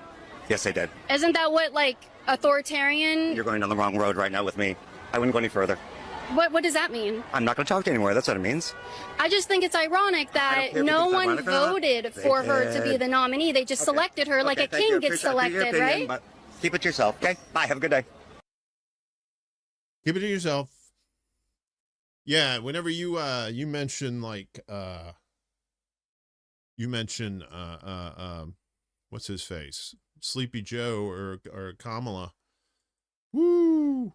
And you get oh no, not our people. No, not our people. Those people. Yeah, and he makes good points about who's out here for these No Kings protests. And I see some of you Chuck said, we're a bit late on this video, aren't we? And too bad this was the day after the protest. They're going to have more protests. So I don't know why he sat on this. Maybe he didn't know himself. I don't have any insight to James Lee himself on how he does his stories, but they're planning another one, I think, for May 1st, for May Day. The communists love that one. They're like, wait, what? You're gonna do this liberal bullshit on May Day? Yeah, so they're gonna do it again, because if you can get millions of people out for that, you can get them out again under the same guises. And that very bit at the end there, when they're talking to the Kamala Harris supporter, I've seen this before, and when I lived in New York too, it was like they'll go against Trump all day. But when it's against the system itself, no, it's Trump's fault. This is all, Biden didn't do this. Obama didn't do this. Like, come on. Please don't be like that. I was paid $2 million to go to the No King. Were you? Max, were you? Were you paid in Monopoly money? Is that what it was? Mayday will be back. What's up, Global? Good to see you. Yeah, they're going to keep doing this. They're going to feed on people's anxiety and fear and hatred. And like he said, they're funneling. You don't see any pro-Palestine flags. You don't see any anti-Israel flags at these things. They keep that under lock and key. So, yeah. I know, and so I've said this before, if you want to get out, you're outraged by what's going on, that's great. Shut things down. But, you know, if you're going to have a parade on Saturday and tell all your friends, it's really not going to help. Which will help, though, is mutual aid for our friends in the space. So let's check in. And as we told you at the top of the hour, one of our good friends is no longer with us. Chanda, she had lost her battle with cancer. I read this before, but I'll read this again. This is from the folks at Roar Media that knew and love her the most. They say it was with the heaviest of hearts, tremendous grief, and more than a little anger, we announced the passing of our sister, our light, Chanda, who is doing battle with small cell lung cancer in the American healthcare system. Hardly a fair fight, but Chanda's bravery and amazing strength proved her to be a formidable opponent, and for a while she was winning. She was winning. She was in... it was subsiding, and then she relapsed and it came back, which often happens a lot of times. From the streams of Beauty and the Boomer and Trailer Park Pundit, Chanda selflessly showed everyone her journey through her treatment, shared her most painful and desperate moments, and continued working to bring the truth to you all who she loved dearly. In Chanda's memory, please just love each other, take care of yourselves and your loved ones, be a friend to animals and to the earth, donate to each other when and what you can, and don't be a bootlicker. Fuck cancer. Yeah. So, yeah, any strike for less than a month is complete joke piling. Yeah, you need a hell of a lot longer. You need to shut it down. You need to do what Iran's doing. You need to shut it down, and then you bring it back online when it's you're on your terms. And it's unfortunate that we couldn't help Chanda out. I'm not quite sure about her GoFundMe right now. They may be still raising funds for that, for the rest of her medical expenses, funeral costs, that sort of thing. I'll find that out for sure. I'll keep the link to her GoFundMe in the description for now till I find out something different regarding that, or if there's something else that they're doing for her. Our other friends too, of course, Justice for Aspen. She's in a legal fight down in Georgia. She needs funds to fight the bullshit rules down there. She was just a passenger in a vehicle. The driver got arrested, and she got arrested because of Georgia's, one of their many insane laws that they have down there. Our buddy Cowboy Kitty, his sister-in-law, Natalia, is still fighting, being deported when she's here legally in the United States, so she could use your help with funds raised for her legal expenses. Our buddy NoliDee, of course, has been trying to get back from a house fire that destroyed a lot of her equipment. She could use the help. And, of course, our buddy Kevin over at Black Bear News, whose house burned down during the LA fires. Year before last? Was it last year? It may have been, I think it was the year before last. But they can all use your help. The links are down below in the description. If you can't donate, if you could share out the links, that would be great. If you know somebody that's in need of mutual aid, they have like a GoFundMe or something where they're trying to raise funds to help them. Shoot me an email to extrabullah@gmail.com. I'll add them to the list. And like I said, I'll update these too as we get them to see what's happening. Yeah, so if you want to do that, that's fine. We appreciate it. If you can't donate, obviously, if you can share out the links, that'd be cool too. We didn't do this last week. I'm still a little iffy on the feeling well, but we're going to try and do this, by God, the old secret show tonight at 11 p.m. Eastern, 8 p.m. Pacific time on YouTube, Rumble, and Facebook. Be sure to check this out. We're here on YouTube, Rumble, Facebook, and Substack. We're doing that live. We're doing it live right now on those places. So, okay. So, if you haven't liked, shared, and subscribed to this channel, I appreciate it if you would do that. If you want to make donations, you can also do that as well. Our links are down below. And on this little ticker thing going on there, if you want to see that there, along with the weather in Chicago, which is looking a little soppy, but at least the temperatures are getting up there. So, anyway. So, yeah. All those links are down below in the description. Finally, today, we're finally going back to the moon after 50-something years. Apparently, we got gas money and some snacks, and we're ready to go to do that. So, how long will Artemis 2, Electric Boogaloo, take to reach the moon, and what happens next? So, they're sending people back to the moon. We're not going to land. We're just going to cruise by and check out the chicks. Hey, Mooninites, what's up? NASA has successfully launched the Artemis 2 mission, marking the first crewed mission to the moon's vicinity since the Apollo program ended in 1972. That was in the last century and the last millennium, too. The 322-foot Space Launch System, SLS, rocket lifted off at 6:35 p.m. on Wednesday from Cape Canaveral, Florida, sending the Orion cruise capsule on a 10-day journey. While Artemis 2 will not land on the moon, it will fly a free return trajectory that swings around it to prove the spaceship can sustain a crew on future missions. But I thought we already sent people to the moon. Don't we already have this technology? How'd we lose this technology? What was it? What? Huh? The idea is to descend to the surface of the Earth's only natural satellite again on Artemis 4 in 2028. So I'm assuming Artemis 3 is not going to do that either. We have a beautiful moonrise, said Reed Wiseman, the NASA astronaut serving as mission commander, about 5 minutes after the launch. We're heading right at it. And so here's what we know. So Artemis 2 mission launched successfully from the Kennedy Space Center in Florida, sending 4 astronauts on a historic journey around the moon. The first crewed mission beyond low Earth orbit in more than 50 years. The launch followed a tense countdown as engineers worked through several technical issues.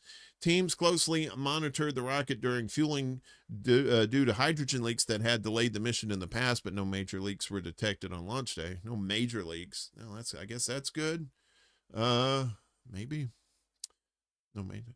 Engineers also resolved last-minute problems involving battery sensors and the rocket's flight termination system, a critical safety system used to destroy the rocket if it goes off course before clearing the mission for liftoff. The 32-story rocket lifted off in the early evening in front of large crowds gathered near the launch site. The crew are now on a mission that will take them around the moon and back to Earth. The launch had been planned for as early as February 6th and then March 6th until a hydrogen leak prompted NASA to roll the rocket back to its vehicle assembly building for scrutiny. Yes, that's probably That's probably the best idea. It had earlier been scheduled for November 2024, but NASA announced a delay due to technical investigations, particularly into the Orion's heat shield. You want me to ride that thing, boss? Okay, yeah, sure. All 3 NASA astronauts are veterans of Earth orbit science expeditions to the ISS, that's the International Space Station, while the lone Canadian joining them on a voyage around the moon and back is a spaceflight rookie, probably going snipe hunting. They say, hey, we're going to leave you on the moon. You go, you catch a snipe, and when you come back, we'll take you back. So who are these people? You got Reed Wiseman, 50, commander, the NASA veteran and former ISS commander, is leading the Artemis 2 mission. He's a test pilot turned astronaut. He has leadership and deep spaceflight experience. Victor Glover, the pilot, U.S. Navy aviator, is the first black astronaut assigned to a lunar mission and flew on SpaceX Crew 1. Christina Koch, mission specialist, the record holder for the longest single space flight by a woman at 328 days, is a veteran of multiple spacewalks and has scientific and deep space mission expertise. Jeremy Hansen, mission specialist, the first Canadian set to travel to the moon, is a former fighter pilot. His presence represents international collaboration in deep space exploration, and he's bringing the poutine to eat because that space food sucks ass. If the mission goes as planned, the capsule is expected to reach the moon on or about April 6th, which is the 6th day of the mission. Because they don't do like a straight shot. It's not like you launch and then you go straight to the moon. You have to orbit the Earth, and then you get on a trajectory and you go. So it takes a little while to get there. The crewed Orion capsule will then fly around the moon, reaching its closest point before beginning the journey back to Earth, with splashdown expected on April 10th, 2026. You know, if I was that close, I'd totally land that fucker too. I would totally. I'd be like, fuck it, we're landing. We're doing it. No, you can't. We're doing it. But yeah, astronaut ice cream is nice. The little crunchy stuff, yeah, that stuff. What's up, Lance? Yeah, no trans on the flight. Just the flight itself is trans. It's transportational. See, it's trans. Yeah. So Artemis 2 mission is expected to last about 10 days.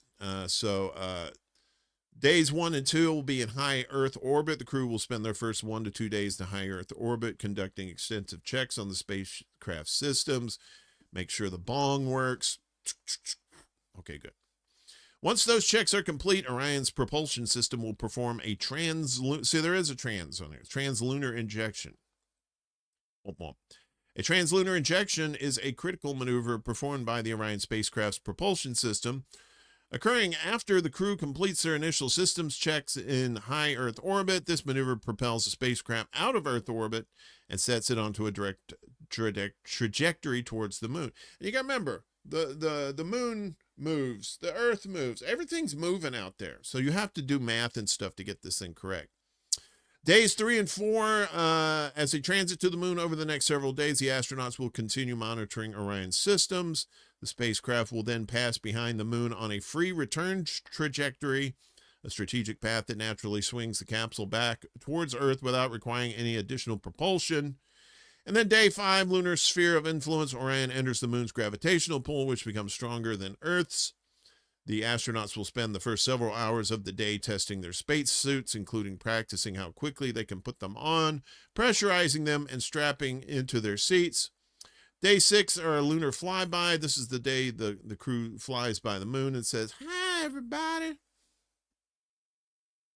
The spacecraft reaches its closest approach approximately 4,000 to 6,000 miles above the lunar surface. Well, that's not close. Day 7 through 9, following the flyby, Orion remains on its free return trajectory. The crew conducts deep space science, including medical monitoring through programs like Archer. And day 10, Orion separates from the service module and re-enters Earth's atmosphere at roughly 25,000 miles per hour. The mission concludes with a splashdown in the Pacific Ocean and then being eaten alive by critters. Wait, what? Artemis 3 is the next mission and is currently planned for next year. It will involve the Orion spacecraft docking in Earth orbit With at least one of NASA's lunar landers, either Blue Origin's Blue Moon system or SpaceX's Starship, the docking maneuver is intended to demonstrate how the landers will collect astronauts in orbit before transporting them to the moon's surface. So basically, I guess what they want to do is like, you go up in the spaceship, you go around, make sure everything's cool, you fly to the moon, you circle that, and then you come back. And then the next one, they'll have it where you can dock and then send down like kind of like, what do they call those? Like shuttlecraft kind of thing. You dock with the main, kind of like your space station up there. You dock with it, and then you send down some little P that goes down to the moon, and then you shoot back up. I guess that's how that works. But they have said that they've forgotten how they got there the first time. Or did they forget how to get there the first time? If we even went in the first place. Bum, bum, bum. I personally think we did go to the moon back in the 60s, but we met up with some critters and they said, all right, you can stay a few years, but then you got to go. Saying that could be it. I could be wrong. One never knows. What I do know is that's it for the show. That's all we got. No más nuevos. Is that no more news? I think that's no more new things, maybe. I don't know. Like I said, we'll try to do the secret show tonight at 11 p.m. Eastern, 8 p.m. Pacific time. Clips for this show will start going out tomorrow, and then I'll have the I should have this show ready in Substack with all the links and stuff. We should have that ready here probably within the hour.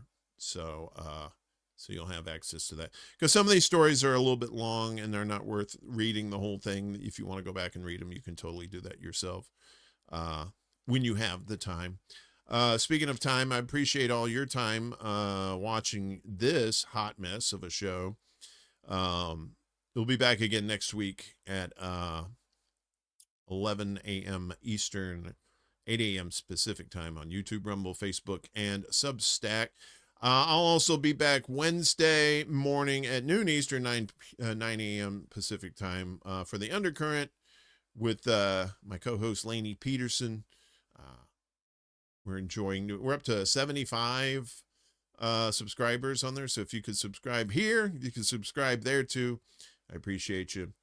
I want to thank everybody. I want to thank everybody that's here. If you're watching this in the future, again, if you could like, share, and subscribe, you want to donate, we have Patreon. We also have like CashApp and all that good stuff. All the stuff's in the links below if you want to support the show. And I appreciate you. I love each and every one of you. Again, our condolences go out to Chanda Masta's family and friends for their loss. She was a cool chick, and she did some good things, and she will be missed. So I will see you again when I see you. Love each and every one of you. Peace out. Take care of yourselves. Stay out of the cults. Use your critical thinking skills. And be skeptical. Being skeptical does not mean paranoid. You can be skeptical of people you like. It's okay. Because sometimes they get things wrong, and it's nice to catch them when they do. So you can correct them or call them out, depending on who they are. So take care, everybody. I'll see you when I see you. Peace. This is City Alpha 5. Woo!